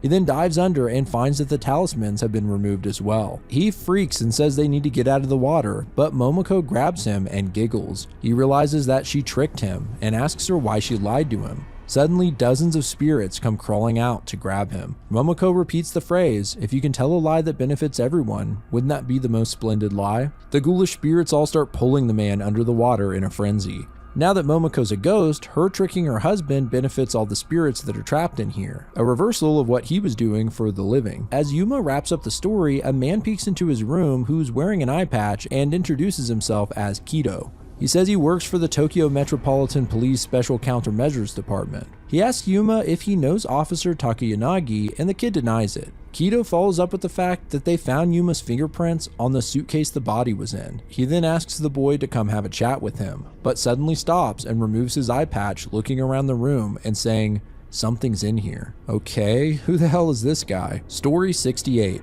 The Red Book. This chapter starts with Yuma in a different location. It's unclear where, but he's talking under a table. He says that the police think only an adult could have murdered the cop, but they had Yuma hide the body for them. His plan is to just play along, and he starts telling the next story. A girl buys a used exam study guide and finds some helpful sticky notes inside from the previous owner. As she reviews the book tirelessly, she can't help but feel a connection to the girl who's written the notes before her. It makes her feel like she has a study partner, but at the same time, some of the notes are getting pretty negative. The girl tries to encourage her imaginary partner, but instead she starts feeling negative as well. as if the sticky notes are reflecting how bad she feels. The notes get more and more personal, and the girl feels an even deeper connection with the note writer. She finally decides to jump ahead to the end of the book to find out what happened to the girl. It simply reads, "I failed." Just then, from the corner of her eye, we see the shadow phantom of the previous owner run onto the balcony and start to jump. The girl follows and looks down where the ghost has splattered onto the pavement. She feels like she can't let the ghost be alone. She climbs up onto the railing, but at the last minute comes to her senses. As she turns herself around, she slips and falls to the ground below, the study guide still in her hand. As the blood pools around her body, it starts to cover the book, turning it red. And another sticky note appears saying, "Nicely done." I guess you could interpret this in different ways, but to me it seems like the book was haunted, and the evil spirit within it was creating messages to slowly warp the girl's psyche against herself. As the story ends, Yuma quickly sits at the table and hides what he's talking to under it. Kido starts asking him questions, namely, what is it that he's hiding? More specifically, who? Story 69. Turtle. Yuma is exhausted from the trip to the police station, and he mentions that it's now been a whole month since he last went to school. He wonders if he'll ever go back at this point, and then goes into the next story. A young boy named Goro is on his deathbed, and his dying wish is for his mother to feed his ashes to his pet turtle. He believes the calcium from his bones will make the turtle's shell stronger. Once she's done feeding him the ashes, she wants her to let the turtle out to sea, so that Goro can see all the beautiful and terrifying sights along with the turtle. Well, the kid does die, and his grieving mother can't let his dying wish go unfulfilled, even if it's insane. She takes his ashes and starts feeding them to the turtle a little bit day by day. On the final day, she notices how much the turtle has grown, and even stranger, his shell almost looks like a face. The turtle bursts out of his habitat and runs to the front door, signaling that it wants to leave. The mother then brings the turtle to the sea for the sake of her son. As she starts setting the turtle in the sand, Goro's face appears in the shell, opening his eyes and mouth. The mother freaks and drops the turtle. Its head then sinks into its shell and re-emerges, only it has Goro's face now. This is definitely one of the weirdest images in the entire series. Yuma finishes the story and says he needs to go back to the station now, this time by himself. He has a really bad feeling about Kido and how he asked about who Yuma was hiding, but hopefully he meant something else by it. Story 70. Under the Bed. Yuma says that Kido is coming by again today and that he's coming to see whoever Yuma is talking to. It looks like we might finally get an answer as to what Yuma has had on his desk this whole time. In the story, a man rolls around on his bed when he finds a long strand of hair that I guess belongs to his girlfriend or something. It falls on the ground and he reaches to grab it, inadvertently looking under the bed, which widens his eyes. There's nothing there, he's just surprised at how much dust buildup there is. After cleaning the place, he decides to grab a frozen meal from the kitchen. But he's disappointed when he finds that they're all gone and figures that Nanako must have eaten them despite saying she's on a diet. He grabs a cup of noodles instead and watches TV when he decides it's about time for bed. As he brushes his teeth thoroughly, he hears footsteps from the room above, which really seems to startle him. Finally, he's about to go to sleep when suddenly the door to the apartment unlocks and a figure starts walking in, causing the man to hide under his bed. He's sweating as the figure walks to the end of the bed and looks down. We see a creepy woman peering in, but she doesn't see him and just says that it must have been her imagination. It seems the man slipped out onto the balcony. It's a perfectly normal woman and she brushes her teeth and eats some ramen before getting into bed and calling her mom.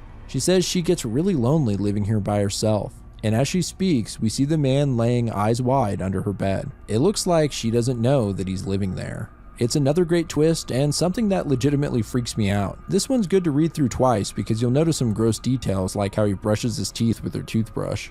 Gross. Kido shows up just in time to hear Yuma mention that this is the 70th story. He sits down and looks at the object on Yuma's desk, saying, "So this is why you've gone so far." He removes his eye patch again, and we see that his eye is all white. Kido touches the object and quickly pulls his hand back. His arm gets covered in bruises that are spreading rapidly, but he doesn't seem all that fazed. Instead, he pulls out a straw doll and rubs it on his hand. In an instant, the bruises go away. Like I said before, who the hell is this guy? I didn't expect a character like this to show up, but I'm more curious than ever. This actually explains why Hina and the cop both got bruises. At different times, they both touched the object on Yuma's desk. Story 71. Artificial Intelligence. Yuma wonders about Kido and how he made the bruises disappear, and then starts the next story. This one takes place in the future where AI takes up 40% of the population and they're indistinguishable from humans. A girl named Lisa has decided to jump off the school roof because she's sick of constantly guessing whether she's human or not. The only way to know for sure is to jump. A human will die, but an AI will live and only be disfigured. Her friend, Daiichi, tries to dissuade her from jumping, but she says she'd rather die knowing she's a human than live a lie, where all of her emotions and memories have only been code.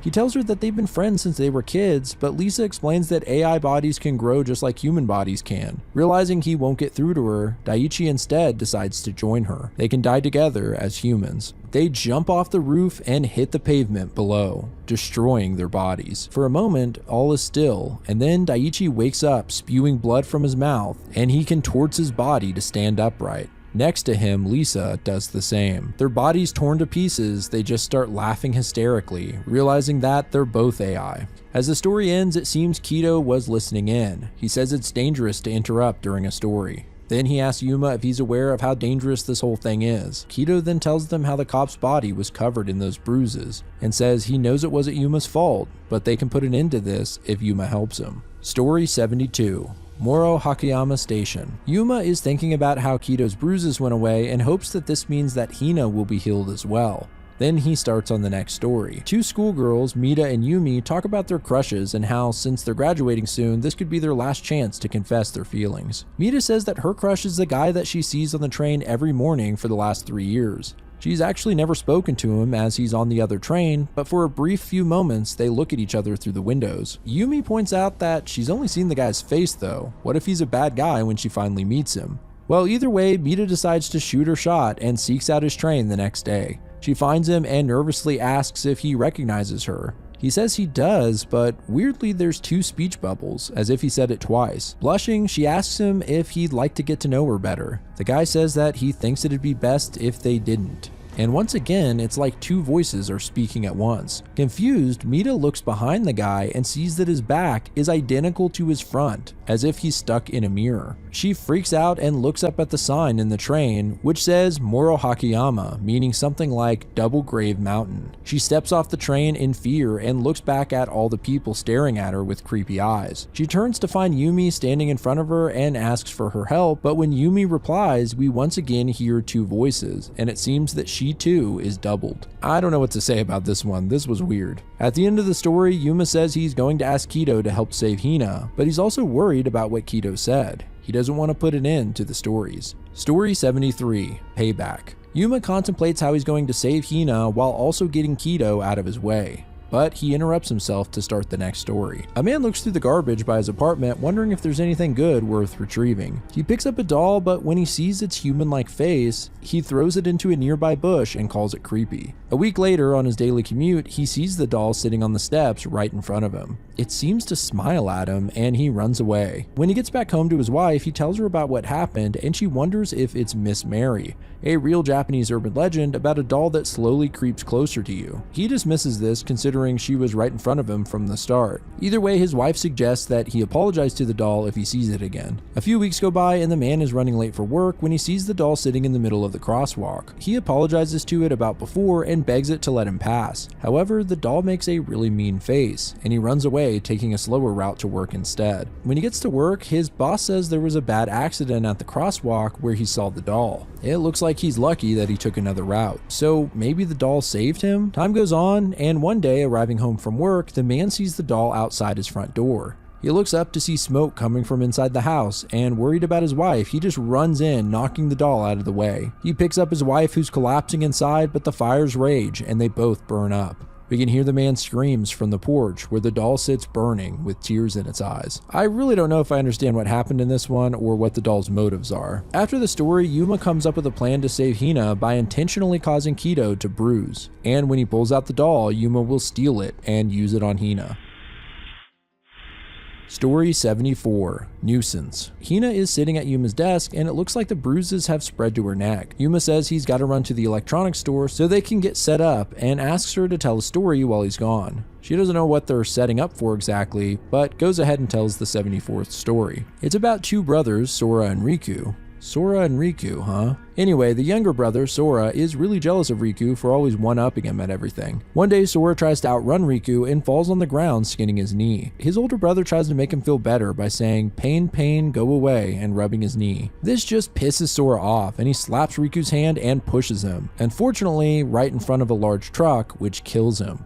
His parents try to assure Sora it wasn't his fault, but secretly we learn that Sora actually pushed his brother on purpose with the intent of killing him. He recounts all the times his brother was a nuisance to him, constantly proving to be a better son. Well, now he can't bother him anymore. At his next taekwondo match, Sora gets a nasty cut, but still wins. However, instead of being proud of Sora, his father says he thinks Riku would have done well too, and breaks down crying. This just sets Sora off. Even in death, his brother is the favorite. He goes to the roadside memorial and starts stomping the flowers when the mangled body of Riku appears and starts muttering the word pain over and over. Riku's face is half torn off and he stands up walking towards Sora like a zombie. However, instead of hurting him, he says, "Pain, pain, go away," and touches Sora's cheek where he was cut. When he removes his hand, the cut is gone. Even in death, he was looking after his brother, who treated him like shit. Damn. Hina finishes the story and says she's worried about Yuma and his behavior. He's starting to scare her more and more by the day. Just then, Yuma shows up with something that seems to scare Hina. We don't see what it is, but he says he's going to use it on Kido to steal his doll. Story 75, Mirror of the Witching Hour. Kido is uneasy about entering Yuma's room, saying he feels an unnerving atmosphere, but Yuma ushers him in and tells him to wait while he finishes the 75th story. A girl talks about the legend of a large mirror in one of the stairwells at her school. Supposedly, it lets you see a year into the future. If you look at it at 2 a.m., your reflection will either be smiling or frowning, indicating whether you'll be happy or sad a year from now. The girl is more curious about her future than ever as she's about to graduate. In class, the teacher reminds the students to stop breaking into the school at night just because of some dumb rumor. After hearing some students talk about the mirror again and how it actually worked, the girl finally decides she'll try it for herself. That night, she's surprised when the gate is unlocked at the school, and she makes her way to the mirror. She waits until exactly 2 a.m. and then anxiously looks up to see her face in the mirror. Instead of a smile or frown, she finds her reflection has no face at all. She's pretty shocked, and at that moment, a pair of hands grab her neck from behind. It's the teacher from earlier, and he smiles as he chokes her out. I guess that's why her face was blank. She has no future at all. The story ends and Yuma tells Kido he's probably uneasy because of the girl. It seems this is Hina's cue and she steps into the room. Of course, Kido is surprised to see her covered in bruises, and at the same time Yuma runs up, clutching something in his hand and bumping into Kido with it. Kido then lifts up his shirt where there are bruises covering his body, and he grabs Yuma by the hair, calling him a brat. Story 76, The Sanzu River. Yuma hangs his head in defeat and says that they failed. Kido didn't bring the doll with him, and so they couldn't steal it. This is painfully clear as Hina lays on Yuma's bed, still covered in the bruises. Looking riddled with guilt, Yuma begins the next story. A young man named Takumi wakes up on a rocky shore to see his grandmother holding him. The last thing he remembers is his father beating him, and he's confused to see his grandmother, who died of an illness 8 years ago. Her death hit him particularly hard because she was very kind to him, and together they confided with each other about his violent parents. His grandmother apologizes for leaving him all alone to face them, but she does confirm that she's dead. Takumi is still alive, however, and this river is the final stretch before death. There's a choice to be made though. Takumi could refuse to cross the river and instead continue through the forest ahead, which would bring him back to life. His grandma traveled here to help him make the right decision. Surprisingly, Takumi decides that dying may not be that bad, as living has only caused him suffering. Plus, at least his grandma is here, and he wouldn't have to be alone anymore.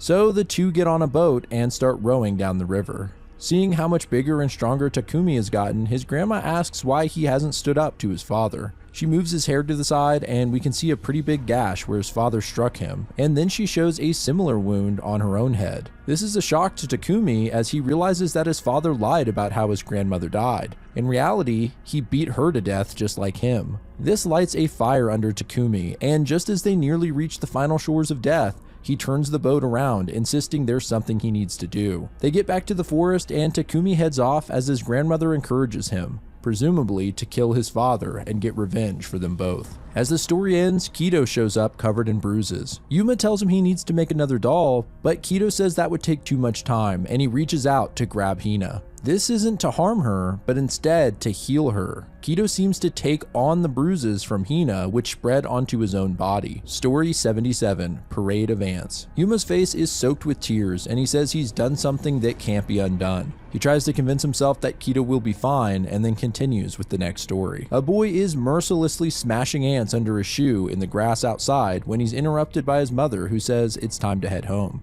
He scrapes the dead ants off his shoes and runs off with his mom. When they get home, the kid notices his shoes still have ants on them and brushes them off. Later, while watching TV, he sees a black speck on the screen, and upon further investigation, it turns out to be another ant, and the kid just smushes it with his finger. When he sits down for dinner, he's startled by an ant crawling on his plate. He tries to wipe it away, but soon the food on his plate is swarming with the things. In a panic, he calls for his mother, but she doesn't see anything. His food is perfectly fine and untouched. Reluctantly, he takes a bite and immediately breaks into a sweat. Gagging, he opens his mouth and ants come flooding out, wriggling on his tongue. The kid runs to the bathroom to rinse his mouth out, and when he leaves, he sees thousands of ants scuttering down the hall. They climb up the boy's legs and cover his body, biting him. He screams in pain and lifts up his sleeve to reveal a large hole in his arm that the ants are crawling in and out of. It seems they've found a new place to start a colony. After the story, Hina comes into the room smiling, and she doesn't have any of the bruises. She tells Yuma she's all better now and wants to thank Kido for saving her. Yuma tells her that Kido is too far gone. He had to become the substitute doll himself in order to save her. As Yuma trembles and cries, Hina grabs him and asks if Kido is still alive. Story 78. Pig Daughter. Yuma is on the computer in his room and seems relieved after checking the news. He then starts on the next story. A married couple is traveling home from their daughter's funeral when the father suddenly stops and runs off into the woods. Still shaken from her daughter's death, his wife continues home to mourn, and later that evening, her husband returns holding a pig in his arms. Taken aback, the woman asks why on earth he has a pig and is even more shocked by his answer. He believes that this is their daughter, Anna. He says that the reason he ran off was he heard Anna's voice calling to him when he found this wild pig. Pulling back the pig's ear, he shows 3 little birthmarks exactly like their daughter had. This is all the evidence he needs to be convinced that this is Anna. The pig then runs up to the woman and she slaps the shit out of it to keep it away. She's pretty pissed at her husband's insanity and tells him to take the pig back where he got it. He just cries tears of joy and hugs the pig, saying that they can be a family again now. That night, the wife stares at a picture of Anna when she hears some disgusting noises coming from the dining room. She walks in to see her husband feeding the pig ice cream on the kitchen table.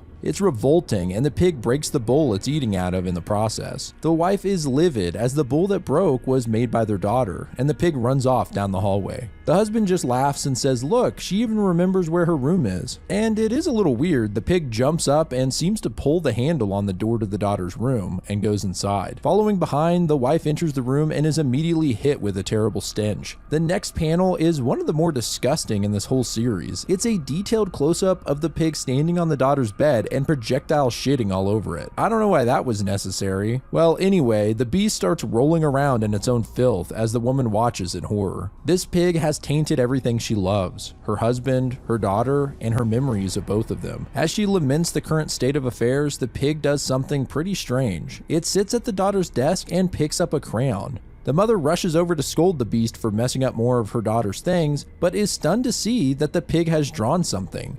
A clear depiction of 2 happy parents and their young daughter. Maybe this really is Anna reincarnated. A pretty interesting twist, but that's not the end of the story. The next day, the husband is desperately looking for Anna, and his wife says, "Never mind that, today we're having a feast." On the final page, it's clear that she has slaughtered the pig and made all kinds of pork-based dishes out of it. Pretty fucked up considering there was clear evidence that this was actually her daughter. After the story, Yuma returns to his computer and his fears have come to fruition as he sees a news article concerning a local detective. Apparently, the officer died in his home under suspicious circumstances and covered in bruises. Yuma falls to the floor in shock, realizing that Kido really is dead. Story 79, Pinky Promise. Hina walks in and straight up asks Yuma what's going on in his room, but he just ignores her and starts the next story.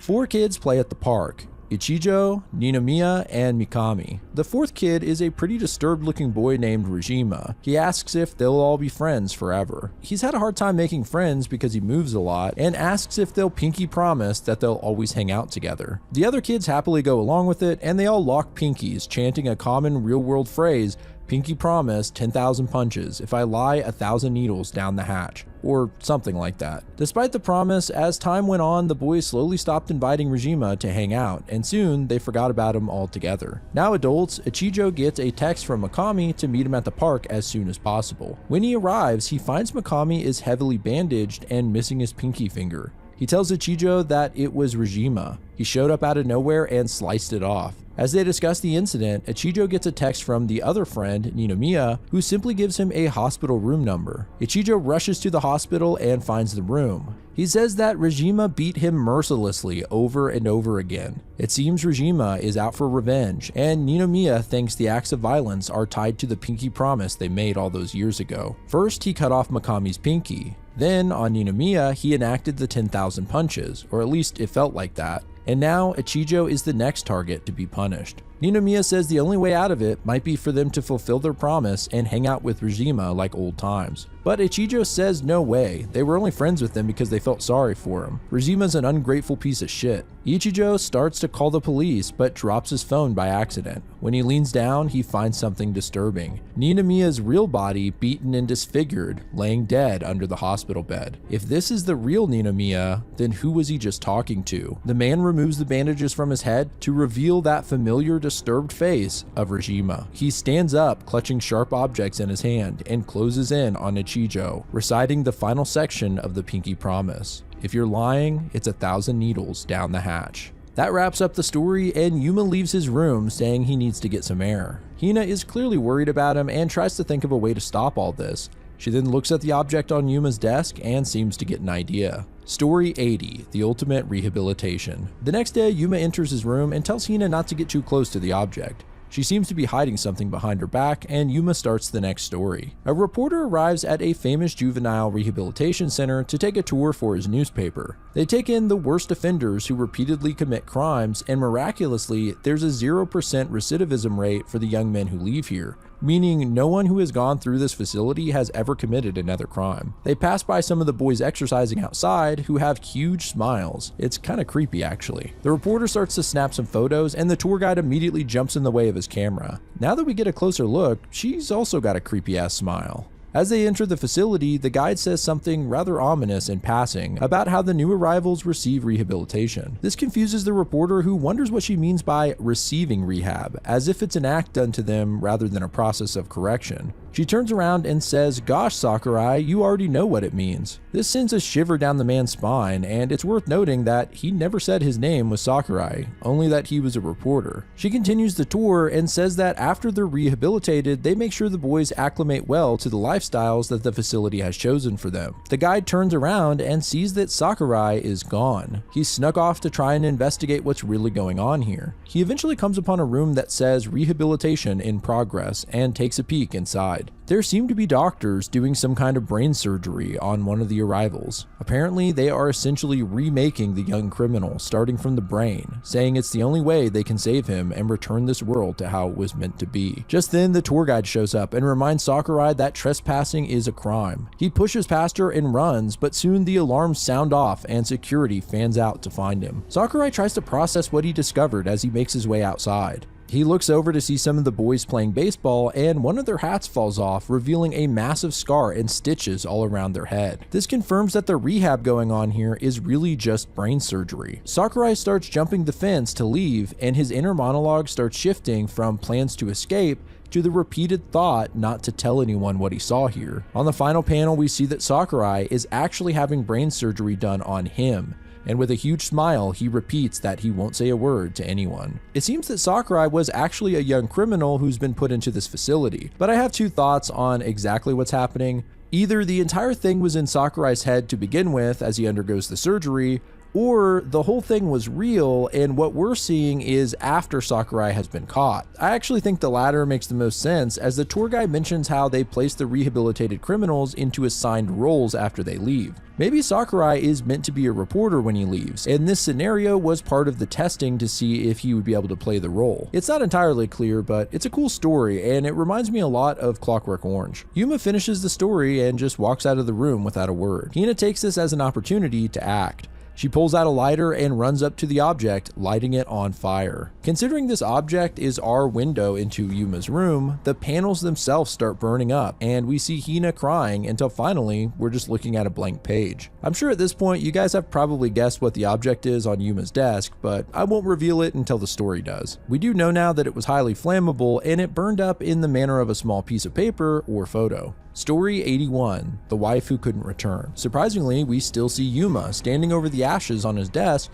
and putting something new down. He apologizes, saying he wasn't watching close enough, but he's glad that he had a spare. Then he begins the next story. A man named Ko gets a call from his wife Minami, who's on her way home. During the call, he suddenly hears a terrible crash and the line goes dead. This was the last conversation he ever had with Minami. While crossing the street, she was killed by a speeding car. Apparently, it was pretty brutal, dragging her body along the pavement for quite a while before finally stopping. As Ko kneels in remembrance, his phone starts buzzing, and he's thrown off to see that it's his wife calling. He doesn't know how this could be real, but reluctantly answers, and to his surprise, he hears Minami's voice saying that she's nearly home, just like she said in that original call moments before she died. Once again, there's a sickening crash, and Ko throws the phone to the ground. After this, he starts getting the same phone call from his dead wife every day, and every time she says she's nearly home before she's run over again. He can't stand the thought of Minami being forced to relive her death over and over. She calls again, and this time he immediately tells her to stop and not to cross the street. She lets out a small yell and tells him that she was almost hit by a car, but she's fine and she'll be home soon. Does this mean that he saved her? Is she really gonna come home like nothing ever happened? Well, soon there's a knock on the door, and Minami says she forgot her key, asking if Ko could open the door for her. He looks over and sees the memorial photo of her, reminding himself that she definitely died that day. But either way, he walks to the door and looks through the peephole.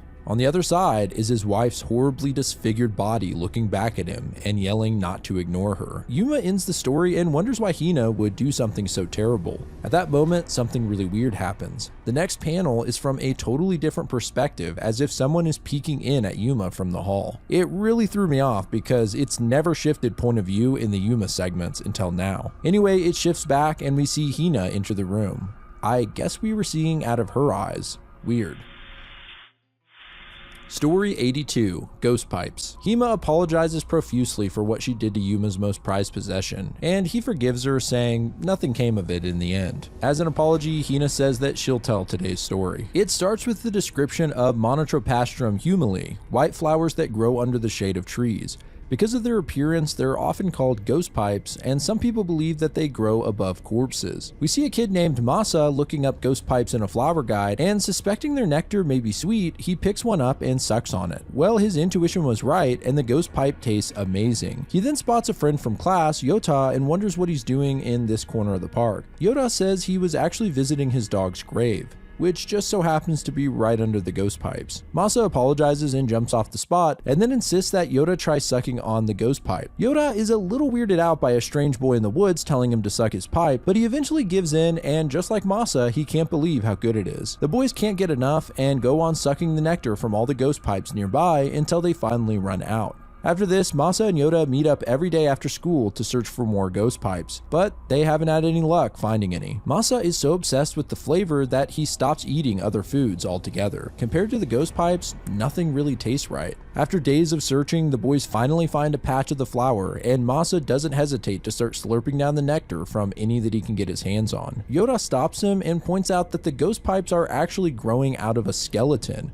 It looks like someone died here. It freaks them out for a minute, but it's not long before the craving takes over Masa and he continues to eat more, ignoring the fact that they're growing out of someone's corpse. Soon, Yota joins in too, stuffing multiple flowers in his mouth at once. Masa tells him to slow down and save some for him, but Yota ignores him and shovels more and more flowers into his mouth. Realizing they'll run out soon, Masa's famine mentality kicks in and he clutches a sharp stick in his hand. Days later, we see Masa in his back garden behind the shed, sucking down ghost pipes, which have grown out of a mound of dirt. It looks like Masa made his own batch using his friend's corpse. Now that's messed up. Hina finishes the story and something's off. Her eyes are black, and Yuma points out that that didn't sound like a typical Hina story. She turns to face him, well, her body does at least. Her head twists completely backwards like The Exorcist. It suddenly snaps forward and she seems to come back to normal and apologizes for not starting the story yet. Yuma is freaked out and tells her that she already told it. Story 83, Leather Bag. Hina sits on Yuma's bed and says that she feels like her memories are fading. She then falls asleep and Yuma starts the next story. It begins with a sales associate at a bag shop asking if a man wants to purchase a bag, but she says they only make sales to those who can honor the agreement. She holds up some instructions that tell the proper way to care for your bag. 1. Gently wipe away any dirt or debris. 2. Spray a generous amount of the special formula on the bag and leave it to soak. And 3. Rub protective cream over the bag for it to absorb. These are to be followed 3 times a day. The man agrees to follow the instructions and takes home his new bag. He applies the formula and rubs it down. It's kinda creepy how into it he is. Later, he looks at himself in the mirror holding the bag and thinks he's cool shit. He declares that he has to be someone who can live up to the bag. At lunch, he starts his routine of wiping it down and starts talking to it. One of his coworkers roasts him pretty severely and the poor guy runs off. His coworker sees the special formula on his desk and says that he'll dispose of it as it's not work related. Later, the man desperately searches for it as the bag is way overdue for a rub down. Speaking of which, the bag is not looking great. The leather is all cracked and red with huge blemishes covering it. The man returns to the store and tells the lady what happened, showing her the bag, which looks even worse at this point. She starts trying to repair it, and he's curious about the special lotion he uses. It seems like it should be used for humans. The lady then casually tells him that the bags are made from human skin. It's the only thing that can produce such a great texture. She says that possessing such a high quality product can also improve the quality of the owner. She finishes applying more formula to the bag and then gives it back to the man.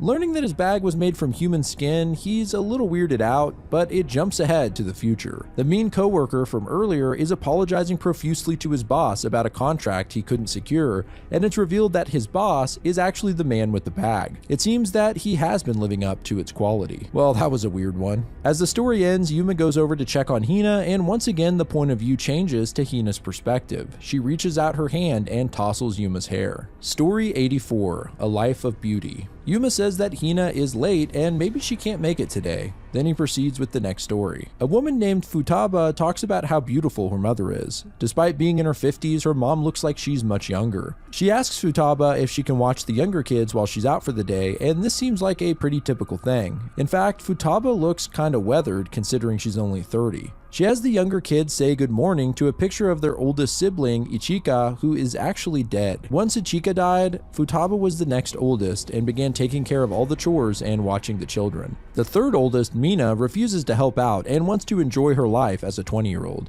She coldly tells Futaba that doing chores all day is probably what's made her look so old. Later, Futaba finds a card for a beauty salon in her mother's coat pocket. No wonder she looks so good for her age. She's been hitting up the salon all the time. Futaba decides maybe she should try this herself and heads to the same salon. An employee hooks her up to a machine and asks how many years she'd like to restore her youth by. It's an odd way to phrase it, but Futaba says 5 years if possible. The strange employee smiles and says, well, that'll be 10 years off your lifespan. She says that in order to make her younger, they'll need to take 5 years from her life, and the other 5 is compensation for the service. Before Futaba can question the whole thing, she's put to sleep and the operation begins. When she wakes up, she looks great and is literally 5 years younger. When she picks up the kids from daycare, one of the employees is struck by her beauty and asks her out. This puts a big pep in her step, and Futaba decides to go back to the salon to get even younger. She's happy to give up another 10 years in order to gain back all the youth that she lost raising the kids. The employee frowns, however, and informs her that she doesn't have enough lifespan to give.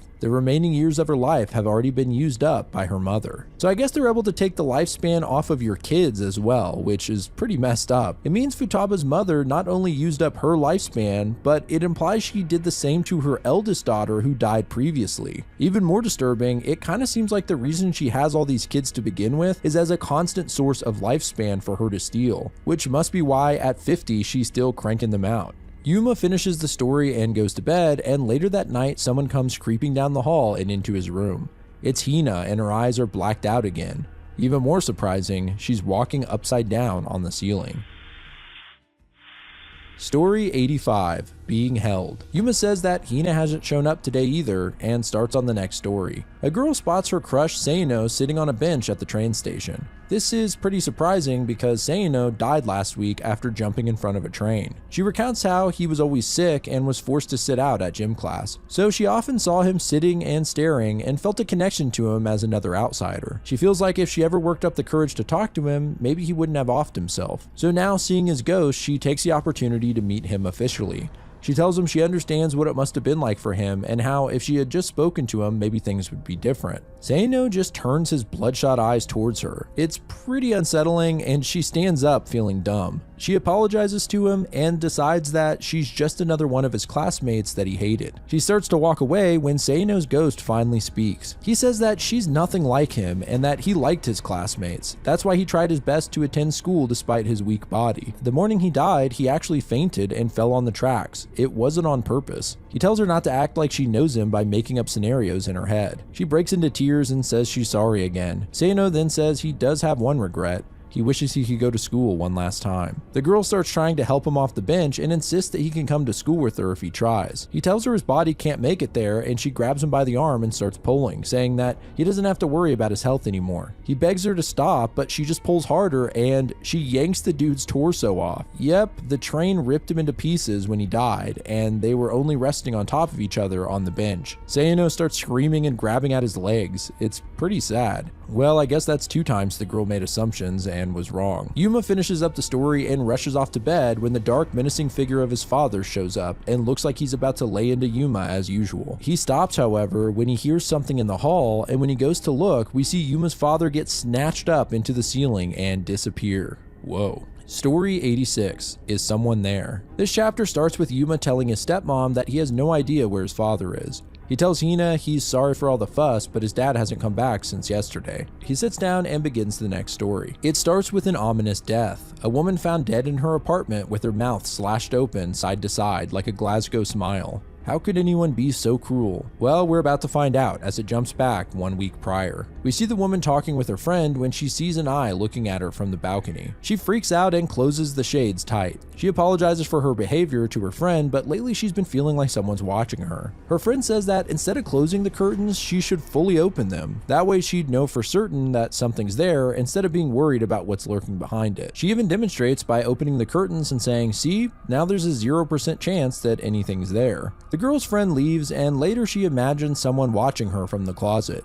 Taking her friend's advice, she opens the doors wide, proving that there was nothing inside. Next, she gets spooked by the curtains on her balcony window again and imagines someone hiding behind them. She takes a breath and pulls them open, and once again, there's nothing there but her reflection. On a closer look, she then sees an eye looking at her from inside the reflection of her own mouth. She screams and grabs a pair of scissors. Then, in the final panel, the girl horrifically slices her own mouth open where we can see the face of a person peeking out. It's a really disturbing image, but I guess she wanted to open her mouth up so that there would be a 0% chance of anything being inside. After the story, Hina says that she's been really sleepy lately, and whenever she falls asleep, she has vivid dreams. In them, she was watching Yuma's father until finally last night she dreamed that she killed him. Story 87, Siva Talk. There's loud banging and clatter throughout the house, and Yuma apologizes to Hina. It seems that this is his distraught stepmother's doing, as his father still hasn't come back. Yuma tells her not to worry about it and starts the next story. An old man enters a small room where there's a large booth labeled Civitalk with rates by the minute posted nearby. It's his first time using the machine, which describes Civitalk as an AI service that uses photographic data to recreate someone you can have a conversation with. The man feeds it 5,000 yen, which gives him 10 minutes of time, and he also gives it a photo of a beautiful young woman, his high school sweetheart. Suddenly, the photo comes to life, and it's as if the young woman is right in front of him in the booth. Her name is Namiko, and the old man is in shock. She recognizes him as Takeo, and the 10 minutes fly by as they relive their best moments together. Before the timer runs out, Namiko asks about Takeo's current life and looks disappointed to find out that he's married. He says that the romance has fizzled out from the marriage and his wife is only with him for his pension. He declares that Namiko is the only woman he's ever loved. Later, he arrives home and his wife is just watching TV. He asks about dinner, and the wrinkly old bag just makes a mean face and points to the table where there are a few stale Rice Crisps. Takeo then starts seeing Namiko Namiko every day after work, but one day he tells her he can't come back anymore as his wife has caught on to his spending habits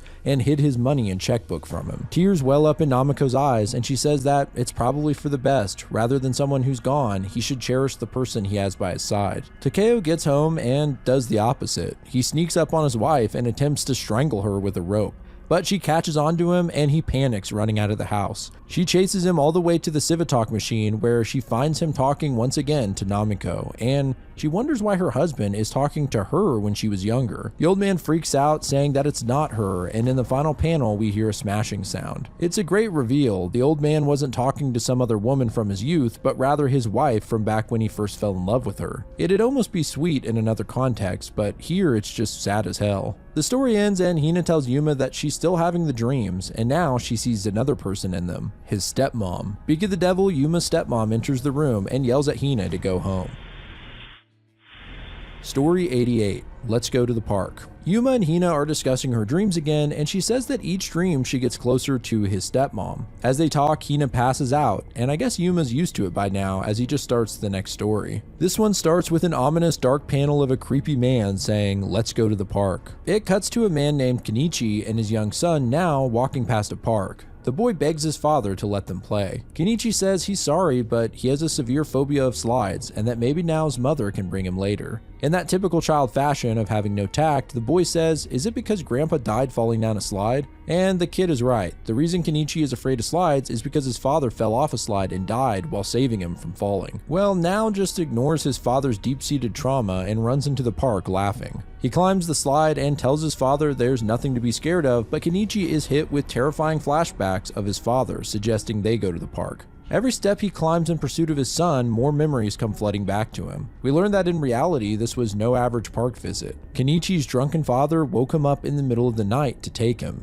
In a panel of the future and the past mirroring each other, we see Kenichi as a boy and his father sitting at the edge of the slide, while in the present, he now stands behind his son. In another flashback, Kenichi's father asks for a little push, and still a naive child, he does so with a smile. In a really terrifying image, Kenichi suddenly sees his son now asking the same thing, only he has his father's head on his body. Then the full truth hits him all at once. In the final flashback, we see that Kenichi's father had a rope around him, and Kenichi unknowingly helped his father end his own life. Now that is messed up. The story ends and Yuma notices that Hina is back awake. She starts creeping into the hall, and when Yuma calls to her, her head spins around backwards with black eyes. She says that she needs to make sure the house is nice and tidy before she leaves. Story 89. Nato. Yuma sits at his desk and says, "You're coming back. You're actually gonna come back," and begins crying before telling the 89th story. A woman named Asa talks about a natto shop by her house and how good it's gotten lately. By the way, natto is a traditional Japanese dish made from fermented soybeans. I've never had it, but it doesn't look all that appetizing. Anyway, apparently the natto from the shop is pretty damn good. Having eaten up all of her recent order within a day, Asa heads back to the shop to get more. She knows the old lady who runs the shop by name and asks why it's gotten so good lately. The old woman is vague, but says she changed up her fermenting process recently.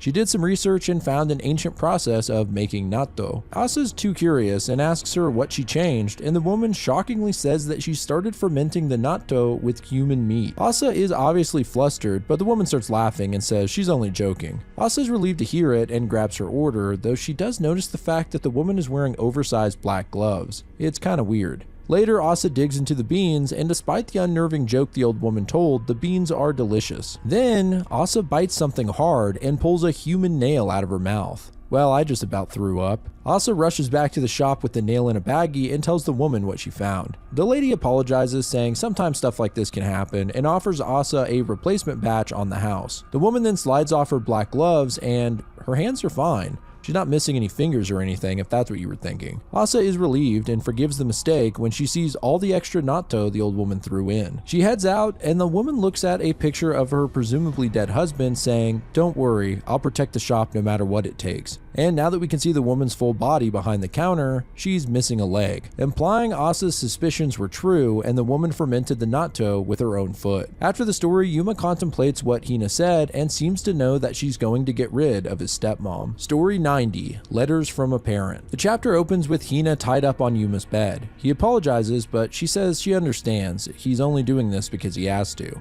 Then he begins the next story. A boy named Kokoro sends a letter to his deceased mother asking what happened and saying how lonely he is. He leaves it in a memory book, and later his father discovers the note inside. The next time Kokoro opens it, he finds a letter from his mom. Seems like a nice thing his father did, but when Kokoro shows his father the letter, he gets pissed and rips it up, telling Kokoro to stop with these pranks. The poor kid falls to his knees crying, and this is not the response you'd expect if it really is his father who wrote it. Regardless, the years go by and Kokoro continues to communicate with his dead mom by leaving and finding notes in the memory book. Now that he's older, Kokoro finally realizes it must be his father who wrote the notes. Kokoro gets his college entrance exams in the mail and finds that he's failed. His father finds out and just says that he's too slow for college anyway, and he needs to get a job to support the family. Kokoro throws a tantrum and ends up finding the memory book, which he hadn't looked at in a while. Inside is a note from his mother saying he can do anything he puts his mind to. He just doesn't get it. No matter how much of a drunken mess his father is, he still seems to be writing the notes in the voice of Kokoro's mother. Eventually, on his deathbed, Kokoro's father says he doesn't think he'll be able to write to him from the other side. And Kokoro takes this as his father admitting that he was the one writing the notes. After his death, Kokoro finds a note on his father's memorial shrine that says, "Sorry for all the trouble. Thank you for everything." This causes the kid to break down, wondering why his father never said anything like that while he was still alive. Looking at the memory book one last time, Kokoro finds another letter from his mother, and this time his father couldn't have written it. She mentions that she got Kokoro's letter from when he was little, that asked why she died, but she couldn't answer him at the time, because it's against the rules for ghosts to interfere with the lives of the living. But now she can tell him the truth. She was murdered by his father. The story ends there, and Yuma looks over to see Hina's sleeping body start wiggling around. He holds her body still and says, "Don't hurt her, she's scared too," and begs the entity not to kill Hina. Finally, he says who he believes he's talking to, his mother. At this point, it seems obvious, but the person Yuma's been talking to this whole time is his mother, and he's been telling the 100 stories in hopes of bringing her back as a ghost. Well, it seems like it may be working. Story 91, Poltergeist. Yuma wakes up at his desk and finds his blanket draped over his shoulders. Meanwhile, Hina is clearly cold and curled up on the bed. He walks over and puts the blanket over her before starting the next story. This one starts off pretty crazy, with a man pissing on his father's grave. After this, he walks into the large house that he grew up in. He greets his younger brother and mother, but they seem pretty pissed that he's even here, especially his brother, who yells at him. The man asks if it's really that strange to return home on Obon. This is a sort of traditional Japanese festival to honor ancestral spirits. Anyway, the younger brother says that he hasn't been home in years and that he didn't even show up to Dad's funeral. He accuses his older brother of hating their dad and chastises him for reeking of alcohol. The older brother just cheekily says, "Just like Dad then, huh?" As the tensions rise, they hear the front door open in the other room, but don't see anyone come inside. There's a loud noise from elsewhere in the house, and they go investigate to find that the bathroom is completely trashed, like someone peed all over the toilet seat. Then several objects start falling and breaking, and the younger son decides that this must be their father's spirit, and he's angry. He believes it's the older brother's fault and tells him to leave. But the older brother says even if he didn't visit home, he always stopped by his father's grave. He then realizes what's happening and starts laughing. We get a flashback to him standing at the father's grave, only now we can see that he wasn't actually pissing on it. He was pouring out sake for his father. So basically their father's ghost didn't show up angry, he just showed up shit-faced. Okay, that's kind of funny. Yuma finishes the story and notices that Hina is gone from the bed, although he calls her mom. And she walks in the room holding a tray of food, telling him dinner's ready. He hugs her tightly and asks her to never leave him again.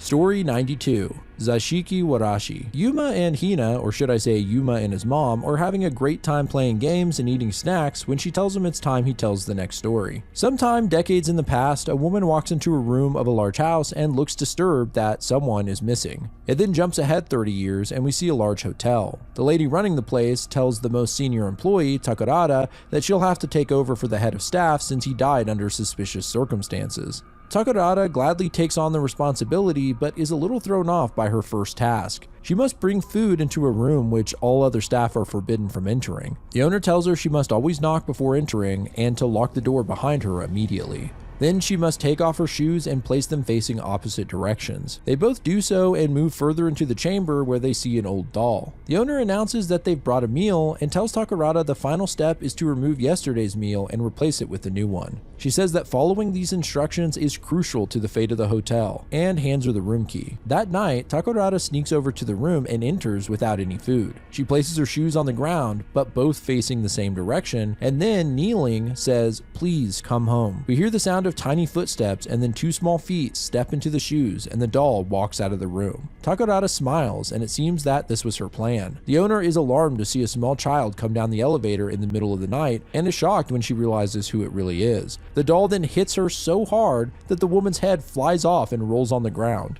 Takarada then says that whenever a Sajiki Warashi leaves their room, in exchange for all the benefits it granted, it takes the life of the owner. She knows this because the woman from 30 years ago was her mother. Their Sajiki Warashi was stolen, and on that day, she died. After all these years, Takarada can finally welcome the doll home. This story is based on the real yokai and translates to Zajiki child, Zajiki being a kind of sitting room. They're believed to bring great fortune to any house they reside in, but are exceedingly rare to actually catch sight of. Anyway, Yuma finishes the story and Hina/his mom starts clapping. He tells her he thinks it's time to stop telling the stories since he's already able to see her, but her face distorts and she yells that that's not allowed. Her face elongates and she says that if he stops, she'll disappear. Only a little longer and this body will be all hers. Story 93, Ghost Photo. Yuma sits looking nervous at his desk while his mom cleans the room. She then asks him to finish the next story and he reluctantly starts it.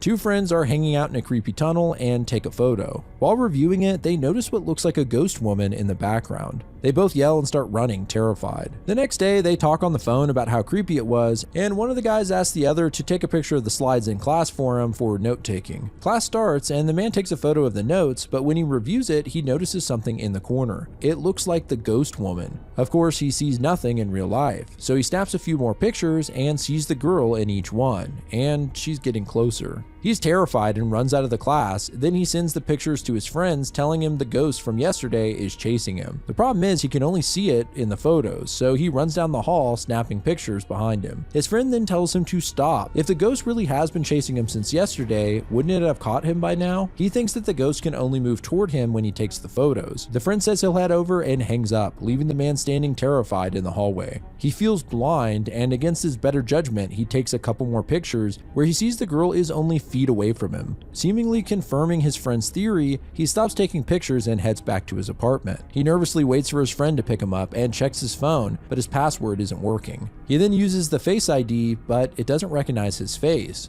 That's because it didn't track his face, but the woman who's now standing right behind him. And she reaches out of the phone itself to choke him. Yuma finishes the story and the possessed Hina says, "Good, only 7 more to go." Yuma asks her what will happen to Hina and she says that she'll be fine, she'll go up to heaven. Yuma asks if there's a way that he can save them both, but his mom says it's too late and reminds him that they made a wish to live happily together again, didn't they? Story 94, I'm Here. Yuma just sits sweating at his desk and the possessed Hina tells him to get to the story already. It begins with a lost little girl trying to find her way home, and at a reflex she cries for her father to help her. She then looks up to see a man standing and pointing down an alley. It's her father, though she looks surprised to see him, and something's just off here. As she approaches him, he disappears and appears again down the alley, still pointing. This continues until he's guided her all the way home. Her mother was worried sick about her, and the little girl explains that her dad helped her. The mom looks a little disturbed and reminds the girl that her father died a month ago. The girl tries to prove it by showing her mom, but the man is nowhere to be seen. The next day, she's playing at the park when her father appears, pointing toward the house. He successfully guides her home again, and as the girl eats dinner with her mom, the man appears once again. The girl smiles and points him out to her mother, but she clearly doesn't see anything. This time, her father's expression looks different. He seems like he's scared or in pain, and he keeps pointing, eventually guiding the girl to the back porch. There, she finds him outside, pointing at the dirt. It looks like something is buried here. That's the last panel, and I think the implication is that his corpse is under the porch and that the girl's mother killed him. Yuma finishes the story and his mom starts storming out of the room, saying she realizes how tough this is for him. He's gonna have to decide whether he wants her or Hina more. She tries to leave, but Yuma stops her and falls to his knees, begging her to stay. Story 95. That shrine. Yuma wonders if Hina will be happy in heaven, and his mom, or the spirit claiming to be his mom, says of course she will, it's a wonderful place. She insists he tell the next story. In it, a woman arrives at what's called the Wayside Shrine for Babies,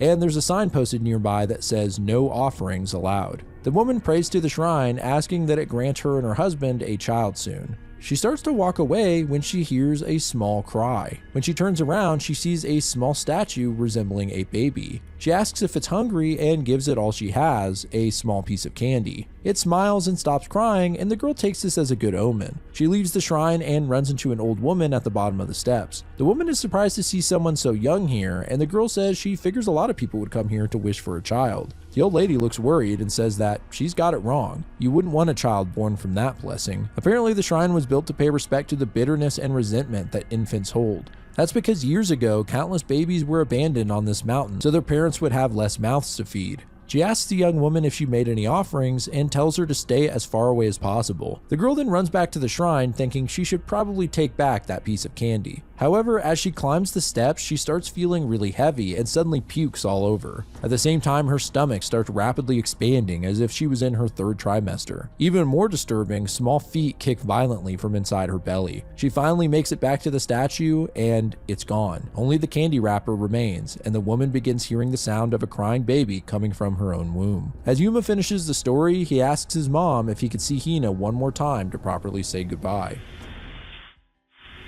Story 96, The Perfect Copy. Yuma's mother lays down to sleep and tells him not to talk to Hina longer than he needs to. While he waits for the real Hina to wake back up, he tells the next story. A mad scientist has created a biological 3D printer, the likes of which the world has never seen. After trying to copy an apple with thousands of failed attempts, he finally gets a perfect match. Next, he moves on to animal trials and successfully duplicates clones of them. So now is the final test, to make a perfect human clone. On his first attempt, it seems to work, but his clone is unresponsive. While the body is intact, this is no different than a puppet. The clone speaks, but can only mutter the words, "It hurts," over and over. The scientist doesn't bat an eye at the pain his clone is in, and instead is happy that there does seem to be consciousness. So, like the apples, he tries over and over to get the perfect match. It's pretty disturbing seeing all the bodies pile up in the corner and begin to rot. Finally, he makes a breakthrough with a near perfect clone that can actually think more complex thoughts. In this case, the clone is crying out in pain as the scientist looks at its internal organs.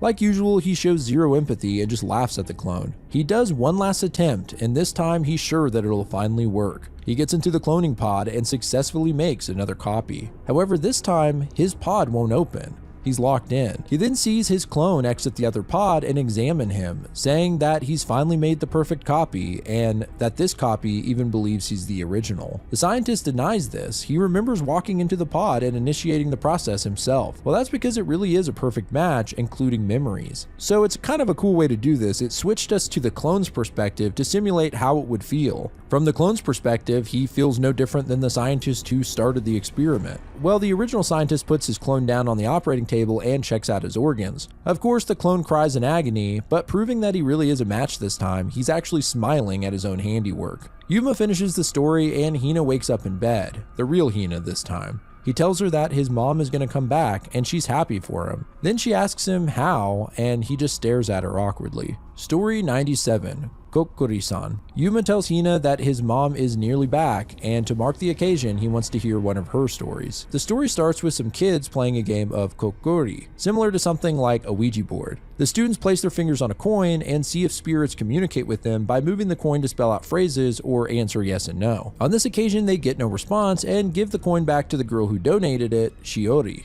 They also tell her she needs to spend it soon or she'll be cursed. A boy named Asama sees it and asks if he can trade her 10 yen for 2 5s. She does the trade and is beat red. That's because Asama is her crush and she finally works up the courage to confess her feelings to him. Afraid of what his answer might be, she tells him not to speak and that he can tell her after they return from winter break. He tries to stop her, but she runs off. After winter vacation, Shiori and the rest of the class are informed that Asama lost his life in a traffic accident. Shiori blames herself. If she let him answer, maybe they would have spent winter vacation as a couple and Asama would still be alive. Some of her classmates argue over whether it would be in poor taste to try another game of kokori to try and talk to Asama from beyond the grave. Shiori encourages it and joins in. To all of their surprise, this time the coin starts moving and soon Asama answers from the other side. Shiori takes the opportunity to ask if he had feelings for her and he says no. She breaks down crying, but not from disappointment, rather from relief, as now she doesn't feel guilty for his death. which is kind of messed up because she gave him the cursed coin that likely got him killed. An interesting angle on this is you could look at it as if there's no supernatural elements at all. Like minigames of this nature, all it takes is for one person to move the coin even subconsciously to give the spooky effect. What if Shiori moved the coin subconsciously in order to relieve her own guilt over the situation? Anyway, Hina ends the story and tells Yuma that she actually met his mom before she died. One time at a school event, Hina was feeling really sick and Yuma's mother noticed and spoke up for her, even escorting her to the nurse's office. Hina never got a chance to thank her, but is happy that soon she might be able to. Yuma looks guilty as hell, knowing full well that Hina won't be around to do that. Story 98.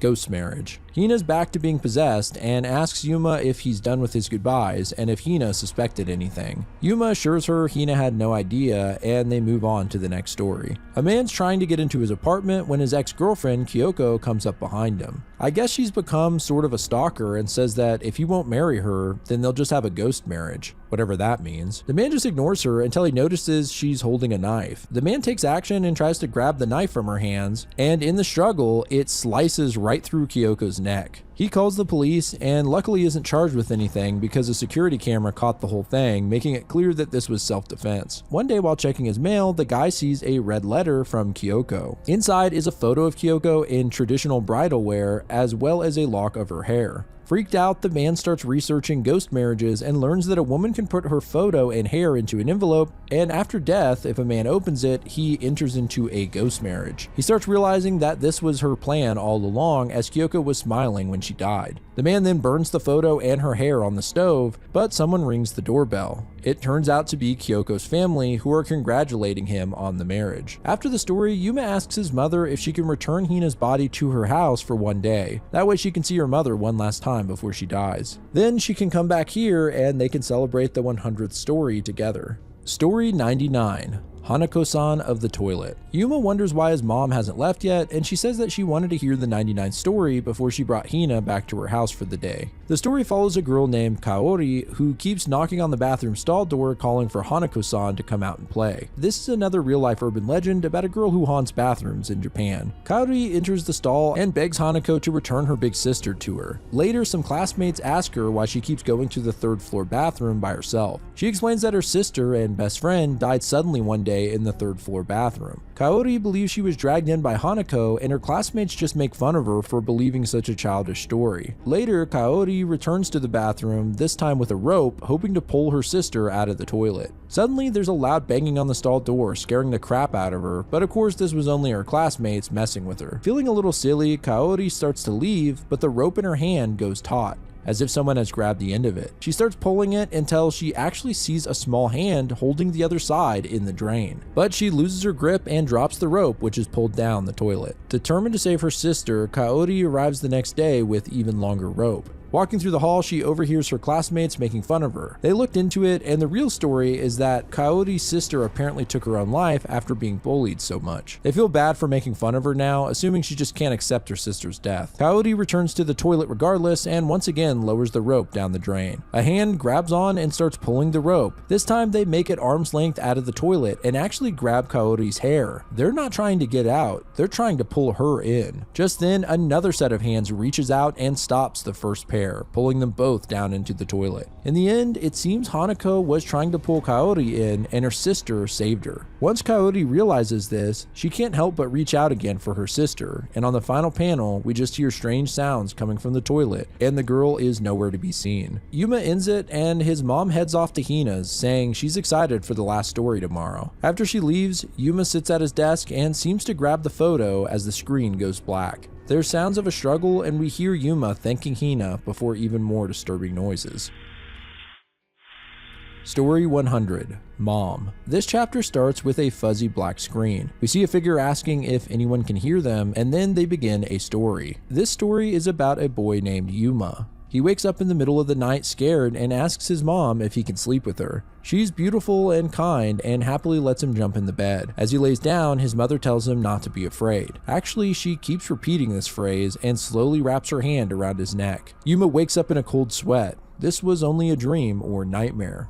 He looks over at his desk to see a framed picture of his mom. Yeah, at this point it was obvious, but the entire time Yuma was talking to a photo of his mother, and we were seeing through the perspective of the frame. Yuma clutches it in his arms and cries when his father and stepmom come into the room. It's kind of weird seeing them as normal people instead of scary entities standing at the edge of the room. His father yells at him for continuing to cry about his mother's death and punches the poor kid in the stomach. He then stomps Yuma on the ground while his stepmom laughs, in case he didn't hate these people enough. Yuma just covers his head and looks up at the photo of his mom when there's an eerie sound from somewhere in the house, causing his dad to leave. Yuma can't help but feel like this wasn't a coincidence and that his mom was looking out for him. After this incident, Yuma dedicated all his time to researching the afterlife and the underworld. While he studies at the library, he runs into a girl named Hina from his class. She properly introduces herself and notices his interest in ghosts. Yuma says he just wants to know if his mom is still nearby. He says that if his mom is still worried about him, she may be stuck in the underworld, so he has to hurry and save her. It jumps ahead to that fateful day when Yuma stares out the third floor window of the school ready to jump. Of course, Hina stops him, and this time we get a deeper look at the conversation that started everything. Hina says doing this would only bring Yuma's mom more sadness. She grabs him by the hand and tells him there's a way he can see his mom again without dying. She asks if he knows about the 100 ghost stories. So Yuma's been telling the stories all along, hoping to bring his mother back as a ghost. The story ends there, and it's actually Hina who's talking in her own room. She looks completely back to normal with no signs of possession. She says that she really thought Yuma would die if she didn't do anything back then. Unfortunately, things only got worse after that.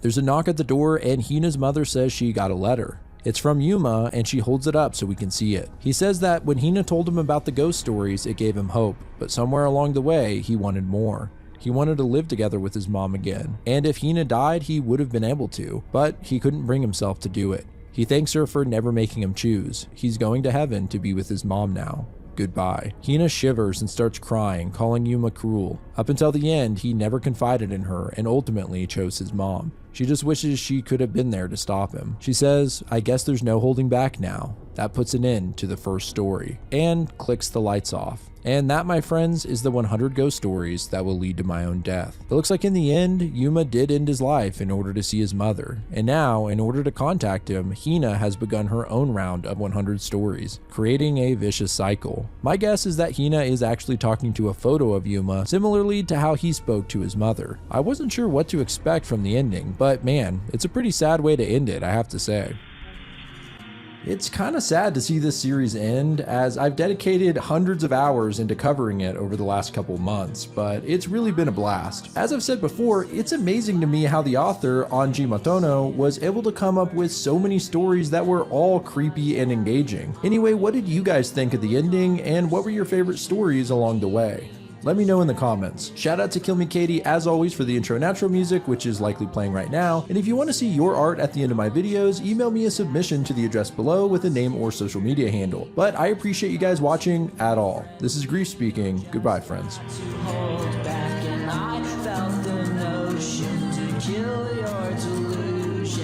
I can't